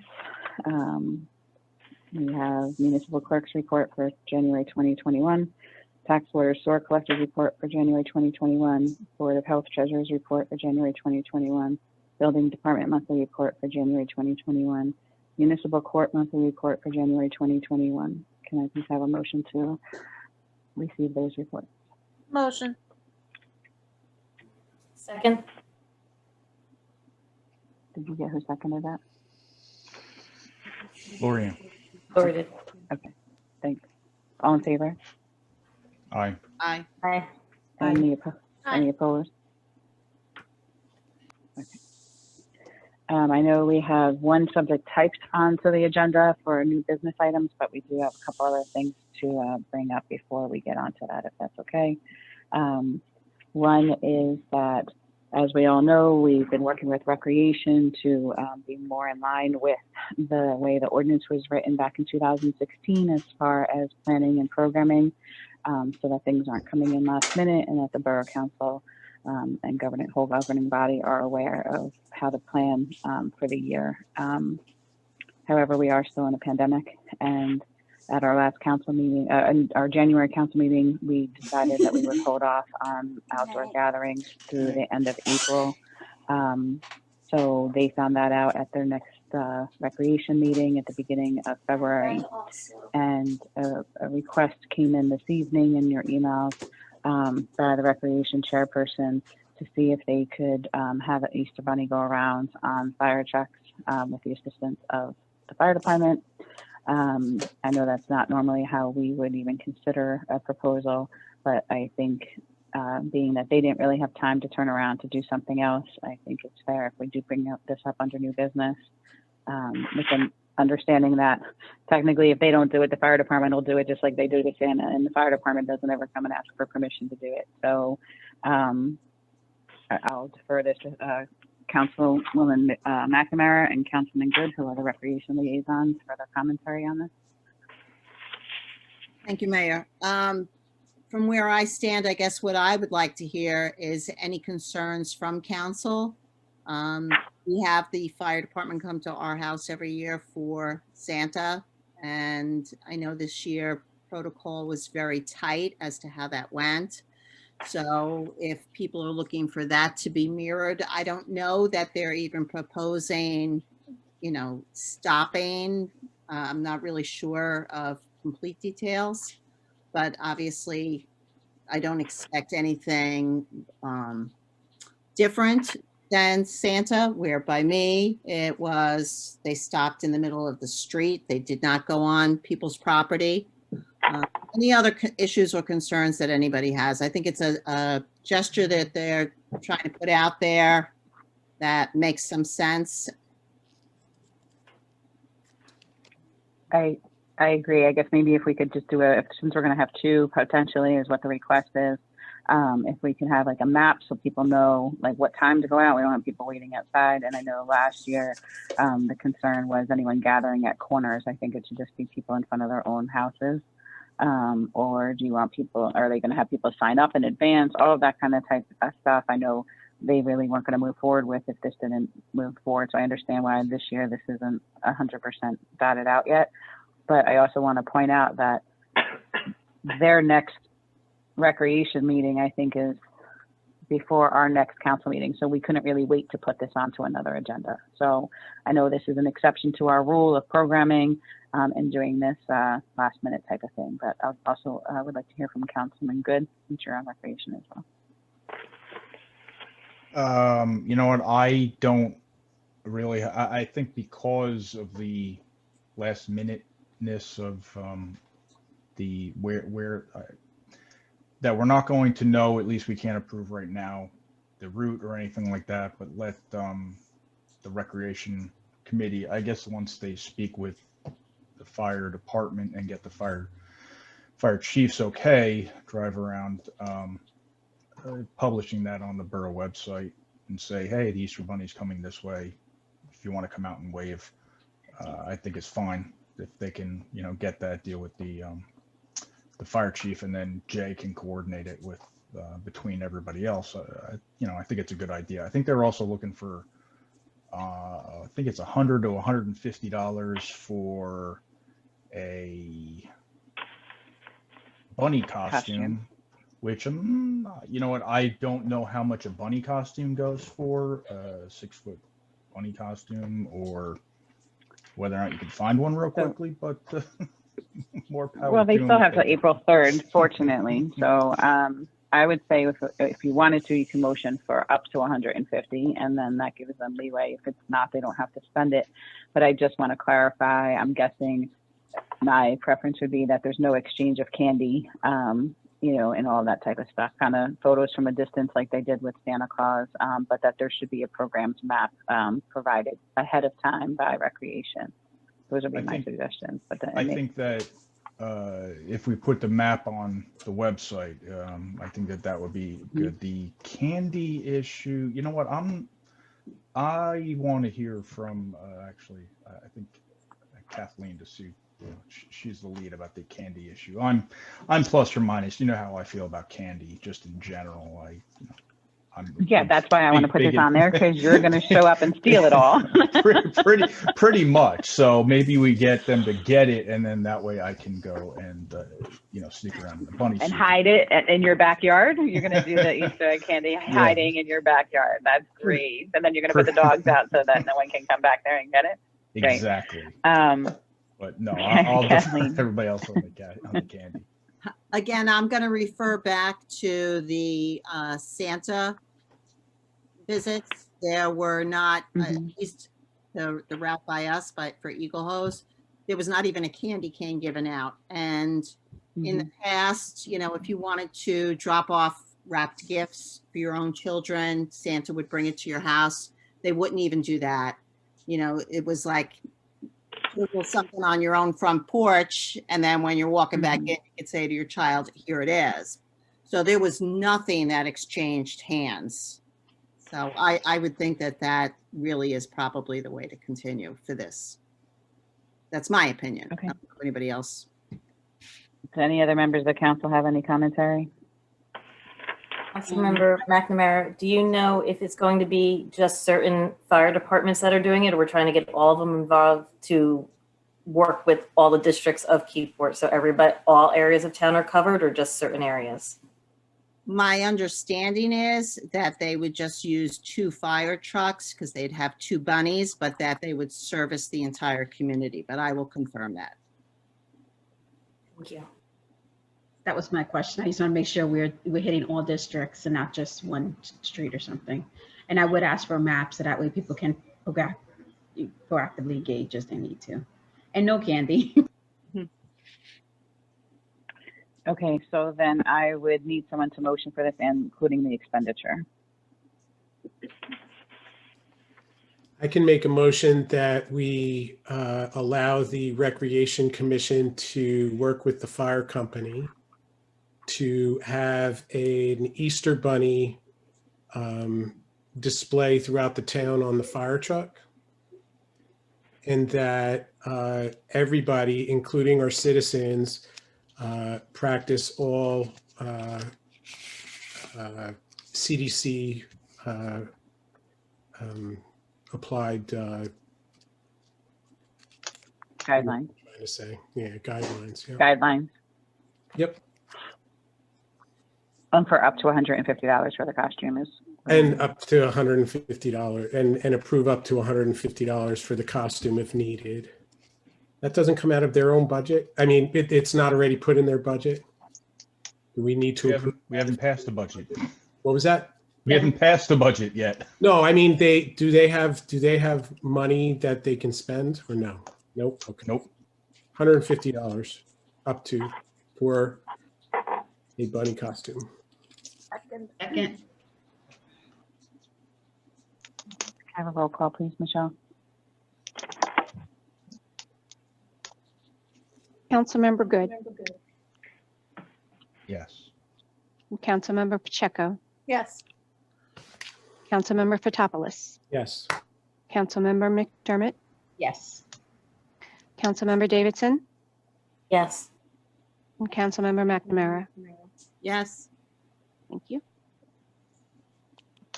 Thank you. Next, we'll go on to 2 things that Councilwoman McNamara brought up. One was about the kayak locker rentals. Last year, they went into effect, I believe, in April, and they concluded on December 31st, but everyone's stuff is still in there. I think we're getting calls upstairs in the administration office, and I believe, as Councilman McNamara said, Recreation and Harbor Commission have been asking about it. So Jay, do we need to have full dialogue on this, or can you and Ms. London work on a resolution for the next meeting? We can prepare the resolution, but I believe Councilwoman McNamara made reference to a couple of specific timelines as well as renewal process versus an automatic. But I'll allow her to elaborate, and based on whatever the consensus is, we'll proceed with drafting the necessary. Okay. Councilman McNamara, do you have any commentary on that? Yeah, I do actually. As I said, it came up in both groups, Recreation and Harbor. The main thing mentioned in both groups was that Keyport residents should be given priority to any new openings. They also felt that there should be a right of first refusal to current kayak locker holders. The contract term actually went from April 1st of last year to, it goes through till March 31st of this year. So it is a full year. So that's why the item is there. A suggestion was made that letters or emails go out to the current lessees and offer renewal, but that they would have to pay in full by, for example, March 12th. That deadline would then entitle us to turn around and give Keyport residents a 2-week window to grab any of the ones that don't get renewed. One of the things I guess that needs to be determined is if there are any available lockers. Do people think it should be first come, first serve, or should there be a lottery for the Keyport residents for anything that opens up? So that would be a 2-week period, for example, from Monday, March 15th to Friday, the 26th. And anybody who gets those lockers would have to pay immediately. After March 26th, if there happened to be any left open, which I would not anticipate since it was oversubscribed last year, but if there are any, then it could go outside of Keyport residents. So that is the suggestion. So it's, one of them, although we're looking at for a resolution, I would hope that there's a possibility that contract to the existing locker holders could go out before we have a resolution in place. Just because the timeline is so strict with the new locker holders having the first, date that they could be put in. If I might suggest that if there is an interest in rental, I don't really know that there's any harm in giving current locker renters until, April 1st. Thereafter, that I think that's a more reasonable timeline, both in terms of the notification as well as thereafter, whatever timeline is requested. The the season is really kicking in until about that time anyway. Okay, Hannah. I just have a question. Do you guys talk about fees? We give, if Mr. Delaney, if we give the current ones until April 1st to let us know, then whoever is going, then for us to put a timeline out asking other people that may want that locker, they're not going to be able to get it for April 1st. So then we're going to have people asking us to prorate it. So just keep that in mind, just putting that out there. Councilman McDermott, you had a question? Yeah, I would recommend that we do like that deadline 2 weeks or 3 weeks before, and you have to empty out your property by the 31st. Question was the fees, because I know we did have a rate of $120 for residents and $200 for non-residents. Did you guys clarify what we're going to do with that, or keep it the same, or? There was no specific mention. People seem to just think it was going to stay the same, although the Harbor Commission felt that in an earlier document before the resolution was passed, that the fees were originally projected at almost double what they ultimately ended up being. So I don't know if anybody has background on that, but Yeah, I was involved in that. It was always the 120 and 200 was the initial, but given COVID-19 and everything else that's happening right now economically, I would not be comfortable increasing fees.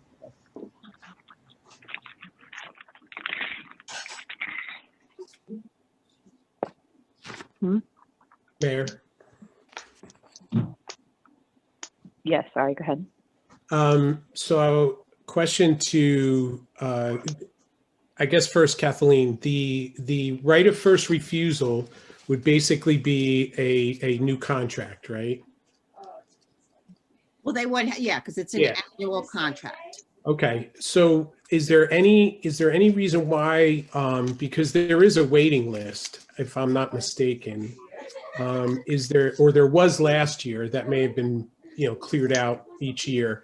Is there, in order to manage the date that the mayor was talking about, can we accept applications from everybody, but maybe have a checkbox on the application that says renewal or something like that, and we give the renewals the right of first refusal? This way, if they don't in fact want to renew, then we can pass it along to the next new application received. Do you folks Jay, do you understand what I'm saying?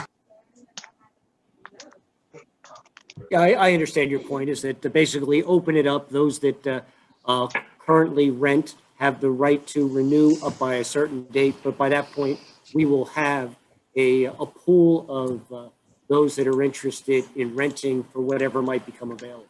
And it would be my recommendation that there be a lottery established April 1st, anything that has not been renewed. We have 6 slots available, we pull the 6 and done with it. Lottery or first come, first serve? Is there any way we can manage first? Probably not, right? Because you might get 10 in the same day. Right. Correct. Okay.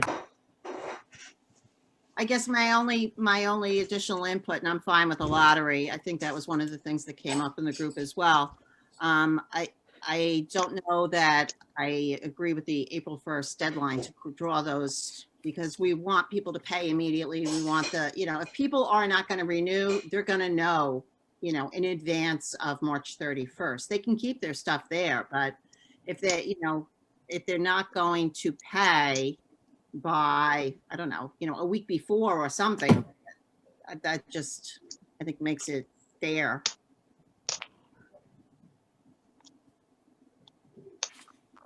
All right, well, you guys can work that out between now and the first meeting in March on how we're going to proceed between Ms. London, Councilor McNamara, and Jay. Okay. Thank you. Another point that you brought, no problem. Another point that you brought up was a question about the seasonal boat pass. Can you just give a little bit more dialogue on what the request was? Where, like, the two to me go very hand in hand. Mm-hmm. How we're treating them. Mm-hmm. I think we should circle back Councilman, and have a discussion with the Harbor Commission to see what exactly they were looking for before we do a straw poll. I think Councilman Patopoulos wanted to say something. I just had a question. Do we know how many season passes were purchased last year? Okay, so I mean, if it, I guess we could table this for a discussion next meeting, and we'll have more information. Okay, yeah, I'll get more information, but I just kind of wanted to throw it out there. It was on their list. Okay, great. Thank you. And then the other new business item came in via email. Every year, all the state agencies and so forth send information to the administrator, the clerk, and myself, and then we disseminate it out. This year was no different. And Clean Ocean Action sent an email to Michelle, myself, and Jay about Clean Ocean Action beach sweeps and whether we want to participate. Each year we delegate that to the council representative to bring it back to make sure that the members of the Environmental Commission are up for doing the tasks of running it again. But I know as a council, we have held off on all outdoor activities for the borough that require gathering. through the end of April. So I think it would only be fair if we kind of confirm whether we're going to hold that for beach sweeps. Right now, the current outdoor gathering total is 25. That's less than what we were allowed to do when we did our fall beach sweep. The suggestion I could try and make, and I don't know if they would be open to it, is have two areas, the area by Beach Park and then Cedar Street. So it's not everyone at the same area, and then that could reduce a larger amount of gathering in one place. But I'm going to defer this to Councilman Patapoulos. But at this point in time, it wouldn't be able to move forward. But maybe we can come up with a way that it could. My understanding was that we put a moratorium on the first quarter. Am I wrong about that? No. Yes, it was through the end of April.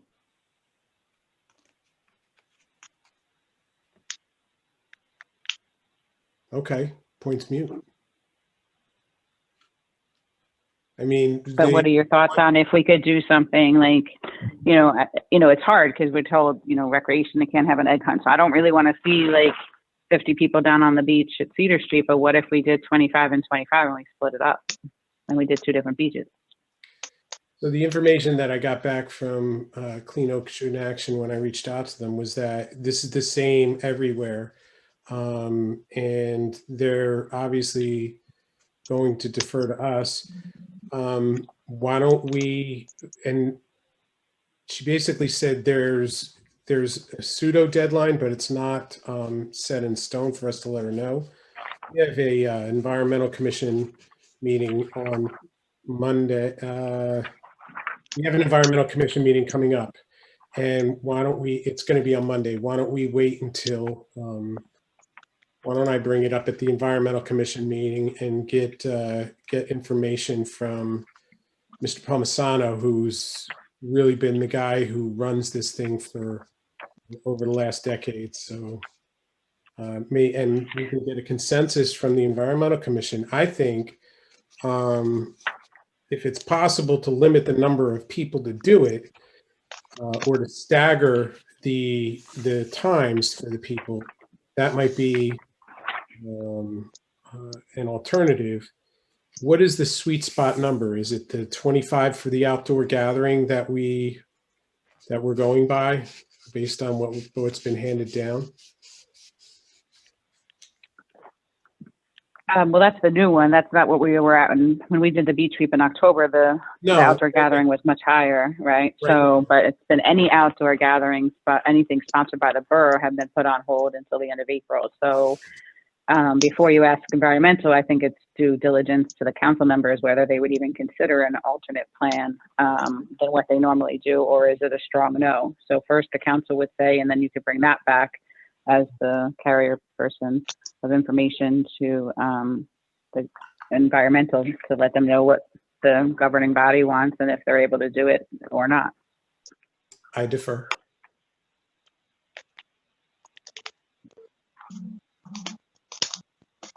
So are we, as a governing body, sticking to the end of April, and then that way they know, and then when things lift up, maybe we do our own beach sweeps? I mean, we don't have to always do them in conjunction with Clean Ocean Action either. We could maybe do some over the summer and so forth. I would prefer that we stick to what we did originally, just out of safety and more of a conservative approach to this. And just to be fair across the board to all committees and boards and everything else that we have a consistent message out there, I would recommend that we hold off until we figure out next steps after May 1st.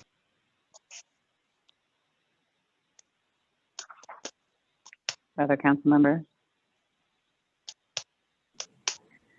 I agree with Councilwoman McDermott. Just for consistency's sake, given we made it across the board to the end of April, I think we should stay that way. And then hopefully after that, the Environmental Commission can maybe put together their own groups in a safe way to do the beach sweeps.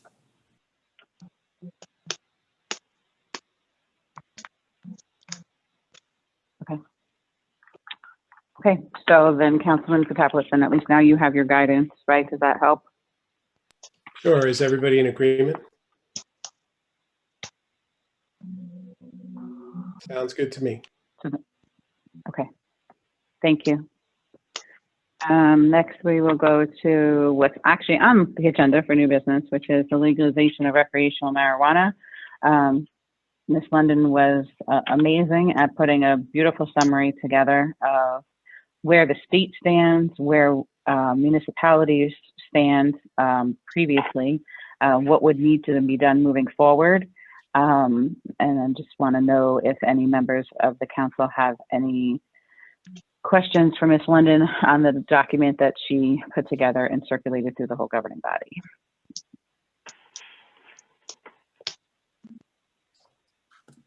No, just that you Did have everyone have a chance to read it? Yeah. Sorry, Just that you have what did you say? I didn't hear you say. All right, I interrupted you again. Sorry, what did you say? I just wanted to express my gratitude for you doing it. It confirms it was very helpful and confirms some of the things that you know, we already knew, we've been discussing amongst ourselves. Yeah, I'm still digesting it. Thank you, Leslie. And if I do have any questions, I will shoot you an email.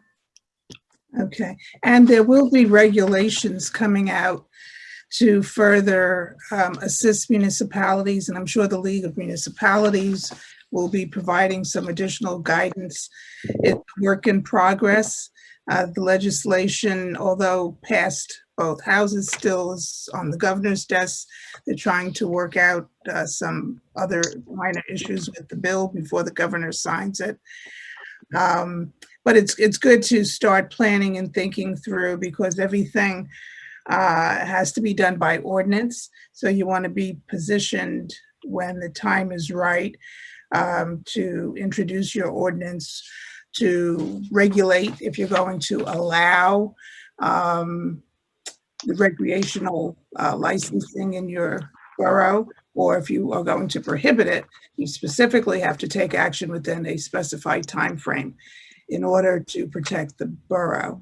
So the summary was meant to kind of highlight the key areas to keep into consideration, whether you opt in or opt out, what areas in the borough, if you are going to consider permitting the recreational marijuana, where it will be, and under what circumstances you can tax, impose a tax, that you can impose penalties when people do not adhere to your ordinance. So it provides the foundation for what is to come. Thank you, Ms. London. What I would actually, who is that? I just had a question about the opt-in, opt-out timelines. I guess I'm a little confused. So has there been a timeline met with this? I thought I read that we passed it. Now, once the legislation is signed, you'll have 180 days. If you opt to not permit it, you need to do an ordinance within that time frame. If you fail to do it, then someone could come in and have a business in your borough. So you definitely, if you do not want to have any type of recreational activity, you have to do an ordinance within the specified time frame after the governor signs it. If we did something before it, we would have to redo it after the governor signs it. I know we know that, but I know that there have been some citizens asking us to do certain things before. We sort of have to wait until the governor signs it, and then we can. And it's best to wait also, because you never know what will happen. There could be a last minute change to the bill that the governor signs. There could also be some regulations doing something a little, more detailed than what's in the legislation. But it's no harm in doing a draft proposed and hold it in your pocket, so to speak, so you're ready to go. Actually, what I would suggest, just because it's one of those hurry up and wait things, right? We've been waiting and waiting and waiting, and now it's oh, you got to wait some more. But then when they enact it, you have to hurry up. So, but this potentially could cross lines with zoning, which would, need to be referred back to the planning board for consistencies of master plan type of thing. So, what I would actually suggest after reading all your summary, Leslie, would be that we put a committee together of council members that can have things to discuss and proposals to work on together to present to the governing body of option A, option B, like kind of have things in the working of 3 council members if they're so willing to do that. Yes, Sounds that's a good. good idea. And do we need to act upon each of the 6 items, right? So not just do we want stores, but, you know, how do we feel about growing? I mean, each of those 6 items we need to address, correct? Right, there's 6 types of licenses that can be permitted. So in your ordinance, you would want to be as comprehensive as you can and address specifically, you can have which license under what circumstances and which license you cannot have under what circumstances. And Mayor, would you anticipate that there also will be some public discussion along the way?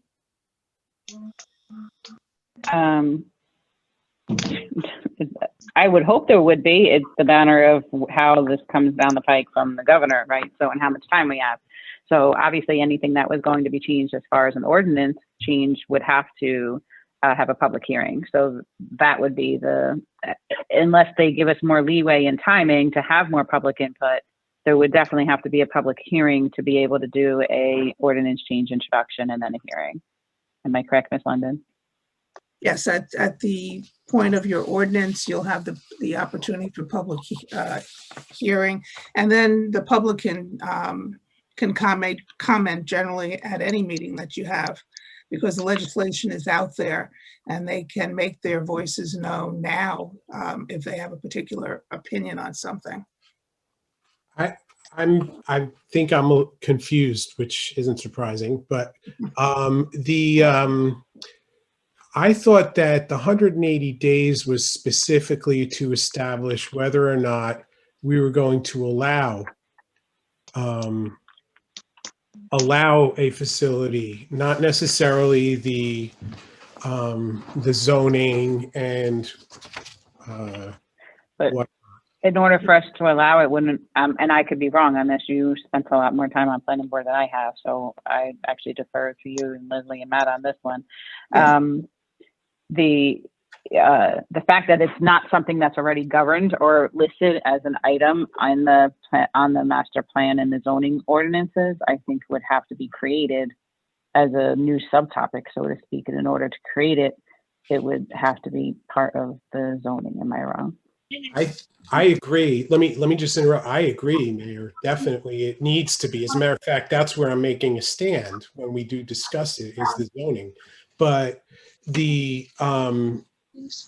whether or not I thought that the 180 days opt out was whether or not we were going to allow it, not where, not anything else, just whether or not we were going to allow it. Now, the 180 days goes to the prohibition. Yes. So if the borough decides to prohibit the recreational marijuana in the borough, that has to be done within the 180 days. But not the zoning, not the planning board, not anything else. We can say we are going to allow it, and then we have, I don't want to take forever to do this ordinance, but we don't have a time limit on the actual zoning discussion or how we establish the zoning as to where or if we allow a grow, or one of the 6 that Kathleen was talking about. If that was my understanding. Right, there's no specific time frame for that, but you do need, if you are definitely deciding not to allow it, that must be done within the 180 days. Okay, that's good. So we have the time to do that. But I guess it's counterproductive, right, in the way they're making this roll out. So why I totally understand your perspective presenting it that way, Councilman Vitopoulos. The flip side to that is, because I don't know how everyone feels about it, if it's an opt out, then we also wouldn't be bringing anything to the zoning, right? So we still need to act within that 180 days because we don't know how the governing body is going to vote. So if it turns out that the full governing body is not in support of it, that we do need to have those conversations and resolutions on the table within the first 180 days. Absolutely. We're both saying the same thing. But in order to have those discussions, it would also have to be inclusive of the planning board to see, what if the planning board came back and said, hypothetically, I know this is a long shot, that's why it's so hypothetical. What if they only allowed it next to a school, right? Which I'm just giving something random right now, right? Which obviously isn't going to happen, right? Because I'm just literally hypothetical, right? And they say that's the only place we're going to allow it. Then if that's the case, then the governing body may say no, right? So I do believe that there's going to have to be something proposed to the planning board sooner than later, not waiting. Mayor, not But just under your scenario, I'm sorry. Let me just Go jump ahead. in here because I think that the planning board's review it's a review of our ordinance, this governing body's ordinance. So when we say it shall be allowed here, A, B, and C, they can say, well, A is conforms to our master plan, but B doesn't, and then send it back. They can't pick and choose and say, okay, well, we don't really care what the council passed in its ordinance. Here's where the planning board is going to allow it. So their review of what we do is much more limited, Mayor, than what your hypothetical, because if we say we're only going to allow it next to the schools, they can only say, well, that's not in conformity with your master plan, or it is. They can't say, well, no, it's in conformity with your master plan, and we're going to make sure that it goes right across town. More or less, it's a two-step process. It's we are or we aren't going to allow it, and if we don't allow it, it's moot. But if we do allow it, then we've got more steps to follow. But we don't have the limitation of the 180 days for everything after step one. That is correct. Okay. Right. So I have a process So more than anything. I just have a question. So if there's pieces of these 6 things that I don't agree with, how do I communicate that out? That's what I need to know. So I think that's circle back to my original suggestion of putting 3 council members on a committee, 2, and then the third can come in and meet with their questions if we stick with the 2. I know Councilman Good has already put some work into this.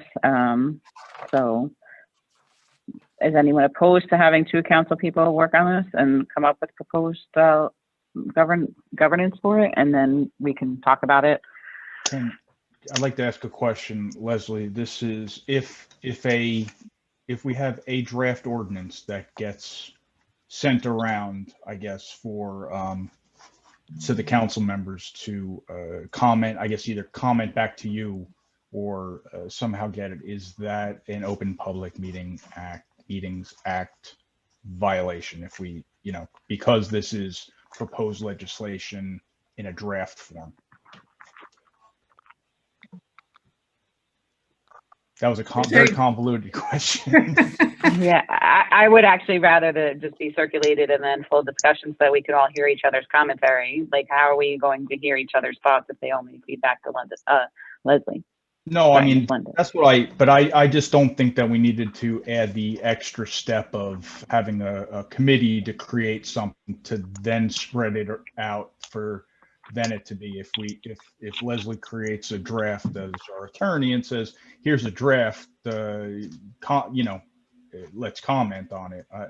That's the process I'm wondering about. Right, but I think even before that, general consensus of are you going to allow it or not, and what are you going to allow? So that's the first step. Is there consensus that everyone agrees that you will permit recreational marijuana in the borough? And if so, what type of licensing and where generally? Or is the consensus no way anywhere in town?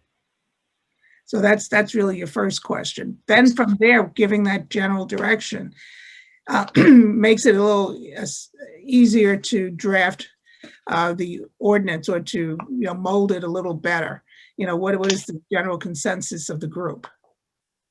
And if I may But add, what, as an example, there are 6 classes, and to make general, if everyone is in agreement that retail should be allowed somewhere, but all of the other classes would not be permitted based on the nature of the community, or perhaps there is only a very small area where the wholesale or delivery class. That saves a whole lot of time and effort in developing a regulatory scheme that for the other 3 classes that we don't have to focus on. Correct. I also think we have to see what the public's input is too, no? I'd rather not circle around and, not hear what the public input is too, because that could sway or persuade some of the governing body's opinions on some of the classifications. So do we list this one more time for the next March meeting before, so that we can, have a public session on thoughts on legalization of recreational marijuana? And then we take that commentary and then kind of straw poll the council. I'm going to want some clarification too on exactly what we need to do in the first 180 days. Because it's kind. I know we agreed on what it is a few minutes ago, but it was sort of like a creeping of what it was in the last few exchanges. So. Okay. I So can provide something to Jay to distribute, just clarifying the 180 days if you'd like that. I thought it was clear in the document, but yeah, that would be like just bulletize like what we need to do. Okay. I don't think we need to decide where. I know that was brought up, but I don't think we need to decide where. I don't even think we need to decide, I could be wrong, on the 6. I think we just need to decide whether or not we're going to allow it. That's not what I'm hearing from. Is anyone opposed to having this listed on the new business on the next council meeting and with a public portion for commentary? No, I make a Continue motion. this under, I guess it would be, I guess really it would be unfinished business. I correct myself on new business. No. What did you say, Dennis? I make a motion that we continue this discussion at next meeting under unfinished business. Second? With an option for public to speak, right? With an option for public participation, yes. Second. All in favor? Aye. Aye. Okay, great. Thanks everyone for the dialogue. Anyone have anything else for new business? Mayor, any progress on the parking committee appointments? I did not know what members of council, no one has reached out to express that they wanted to be on that. So I can definitely put a resolution together for the next council meeting, sure. Cool. If anyone wants to be on that in the governing body, please. I would be interested in being on that. I thought I'd said that in prior meetings, but it's okay, I'll say it now. I can be on it if there's an issue with spacing, given it's going to impact the business district. Unless Mayor, you're going to be on it, then I'll pull myself out.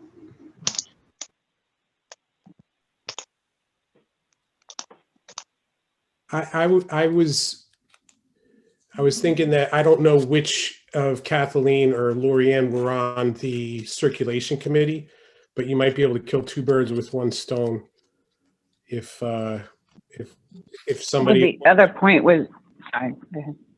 If one of them was on the circulation committee during the master plan development, if they're one of them are willing, that might be. I know Councilwoman Pacheco had said, but I think we could put 3 on there if we need be. I don't know what I can't remember what we agreed on. Well, the other thing is that we were also waiting for the forms to be updated and posted online for people to apply for it. So Jay, you were going to confirm whether that got updated or not? Yeah. I'll get that to you. Okay, great. We can still solicit though, right? That's not a problem. there's anybody below. Right, but I'm just answering your original question of, where I was with the parking committee. I hadn't had any applicants come in yet either. So that was part of it, but there was a delay in, handling blizzards and everything else with getting that form up online. So, I don't know if I answered your question, but it's not that we have forgotten about it. It's just that we hadn't really streamlined that out as much as we had hoped to. Topless, I'm sorry to interrupt. I was on the circulation committee, and if there is space, I'd have no problem being on the parking committee as well if there's space.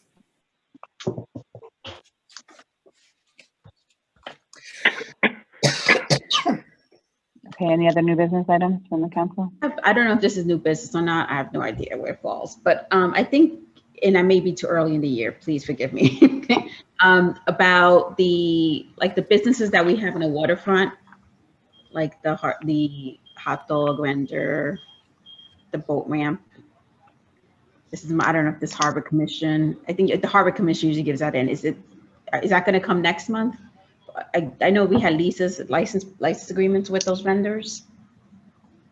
The Harbor Commission is currently reviewing those, so I'm sure we'll hear more about it next. Okay, all right. I just want to see what we Yeah. were. Thanks. Delia, I thought I had mentioned it, but we do need to go out according to Jay for requests for proposals for those agreements. And my recommendation was to get on that sooner rather than later because we would want to award them, I believe, by April 1st. So.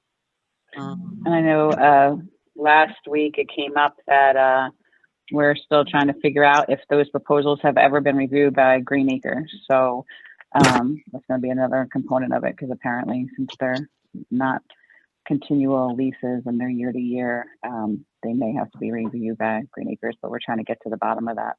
Right, Jay? Yeah, it doesn't appear that they do because they are less than 1 year or for 1 year, but we will get confirmation of that. The current concession agreements were provided to the Harbor Commission some time ago. I was hoping that they would have provided us with any specific recommendations by this time.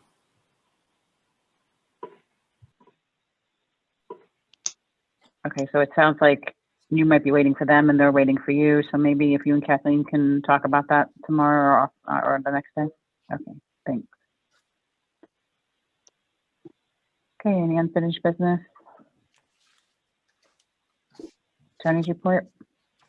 Nothing, Mayor. A motion to open to the public for 5 minutes per person. Motion. Second. All in favor? Aye. Aye. Okay. I'm going to just change the screen back. Hold on 1 second. Okay, Mr. Kelsey?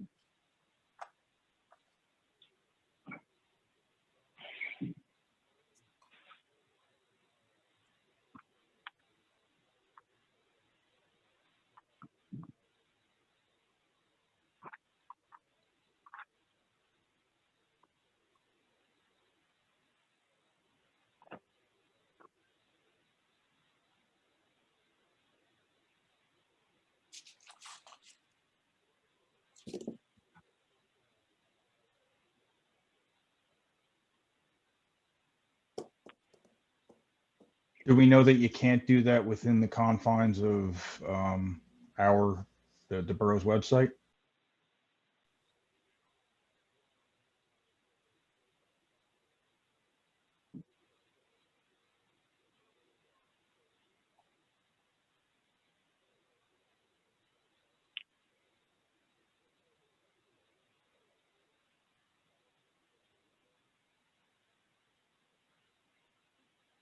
Yeah, I'm sure. Well, I shouldn't say I'm sure. There are a couple of ways of doing it. We can either provide links to like a monkey survey sort of arrangement if there's something more specific. Give me a call and see what we can do.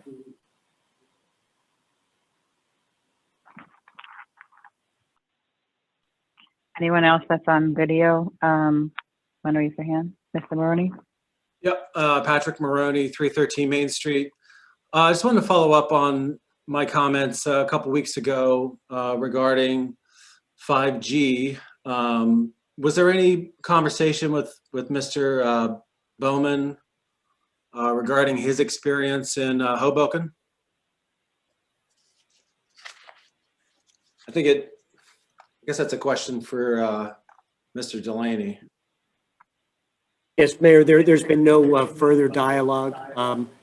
In somewhat passing, the last time Mr. Maroney brought this up, or I guess the first time Mr. Maroney brought this up, Mr. Baumann did indicate that he had some information available. I can double check with him to see if there's a concise direction to be followed in dealing with the 5G issue and the distributed network issues. Right. Okay.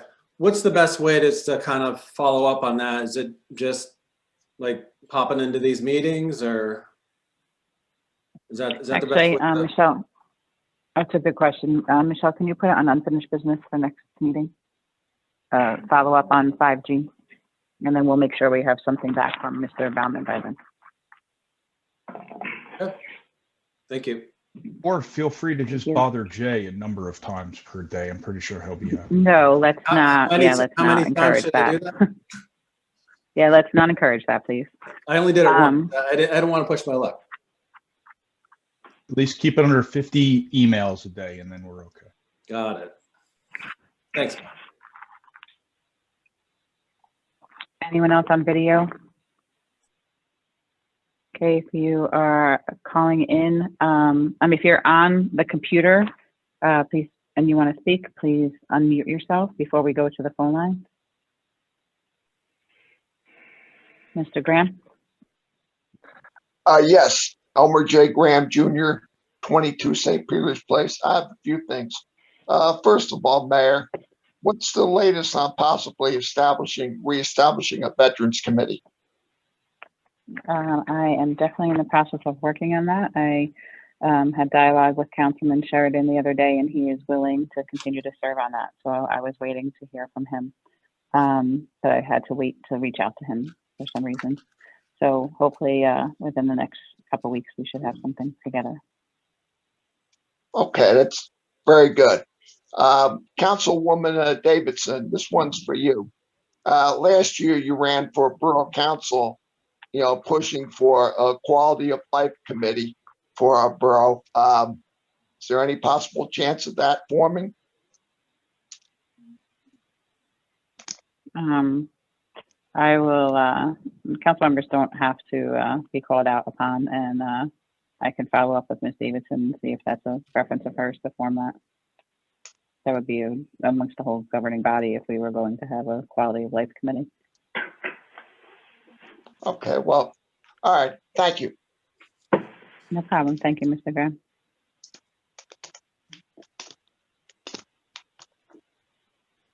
Okay. Michael Lane. Yep, I was just going to the phone lines now. Yes, Mr. Lane. Okay, Michael Lane. I want to compliment Dennis for working with Tom Grabowski on the issue with debris on the beaches. But I think if you go back and look at the letter that Tom Grabowski sent, there's pictures of the trees, and the tree problem is not from fresh cutting for the film. It's due to significant erosion, and the roots of the trees are being eroded away. The soil around the roots of the trees are being eroded away, and that's resulting in really major tree trunks coming down the beach. And I can vouch that in this last Northeaster, we were watching a really big one go past my pier, and I think it's probably wedged into the new outfall pipe. Haven't had a chance to look due to the snow. So we really need to work on the erosion problem in Aero Marine. The status of the second item is the 25 mile per hour on First Street between West Front and First. That's the intersection that I use, and I tell you, it's a real challenge to deal with the cars coming down a hill at a high rate of speed making a left-hand turn into First Street, as evidenced by the fact that we now have 2 light stanchions that are gone. And so really would like to see some action on that 25-mile-an-hour speed limit. Mayor, I want to thank you for confirming that the Mod 4 data relative to the fact that there was no homeowners association at First and Waverly. But that brings up a whole set of questions in my mind. I'll have to go back and look at the conditions for the construction because our planning board attorney has a tendency to always require the homeowners association before construction. And so I'll be addressing that in a note to you, how that could have happened, if it's true. One other item on the marijuana. The information from the attorney, is that available by Oprah? Because you had suggested that there would be potential for public to give input. Yeah, I think, is that attorney-client privilege? I think it's a summary of public information, correct? I mean. Right, it's just a summary. There's nothing attorney-client privilege associated with it. So we can actually put that in since we're going to have that on the next council meeting, can we put that in the packet? Do you have access to that? Did she send that to you? You can put that in the next packet, Mr. Lane. That would be great. But I don't want to wait that long, so I'll put an Oprah request in. I think this is a real leadership item for the council to really try to understand what of the half dozen options are going to be allowed in town and what planning or zoning districts they're going to be allowed in. And so I think it's key to put together a simple Excel spreadsheet, options versus zoning districts, and then comments, if any, in any zoning district where it's allowed in terms of the number of units allowed, any special conditions. We did that in the zoning ordinance for adult entertainment, if you look at our existing zoning ordinance, and we did it in the zoning ordinance relative liquor licenses or liquor operations. So I see this as a real parallel and a really significant issue to be written into our ordinance. And I'd like to see, I applaud your initiative to get some leadership work started on this right away. Thank you. Mr. Lane, thank you. I just want to confirm one thing, and maybe I misspoke, maybe not, but I don't see Trevor on the call anymore, so I'm going to maybe lean on Matt a little bit, right? Sorry, Councilman Good right now. So I believe the Mod 4 does indicate that it's going to have the association. I just don't think the association can be created yet until the developer is off of the deed. That is my understanding, but I can get clarification for that. My input was that the Mod 4 data indicates the developer is the owner of the property and not the association. And okay, so and I'll go back and look at the original planning board resolution conditions, and my expectation will be that it will be a condition required before construction. But I haven't looked that up. Okay, so I guess my request is, let me clarify better what my explanation from Trevor was, and I just don't have that in front of me right now, and he's no longer on the meeting. So I may have misspoke then. So I'm just letting you know that now. Okay, but as I say, the Mod 4 data indicates that the developer owns the property.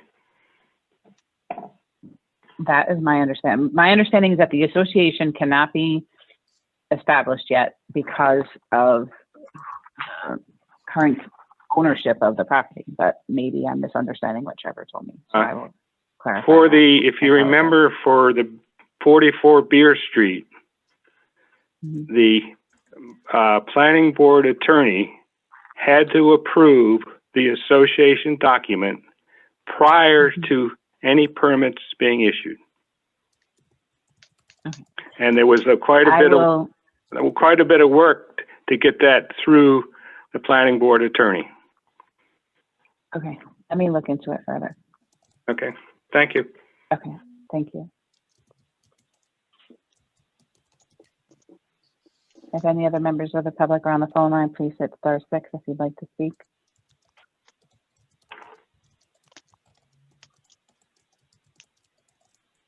Any other members? Let me just change the screen, sorry. Any other members that are still on the computer wish to speak, please unmute yourself.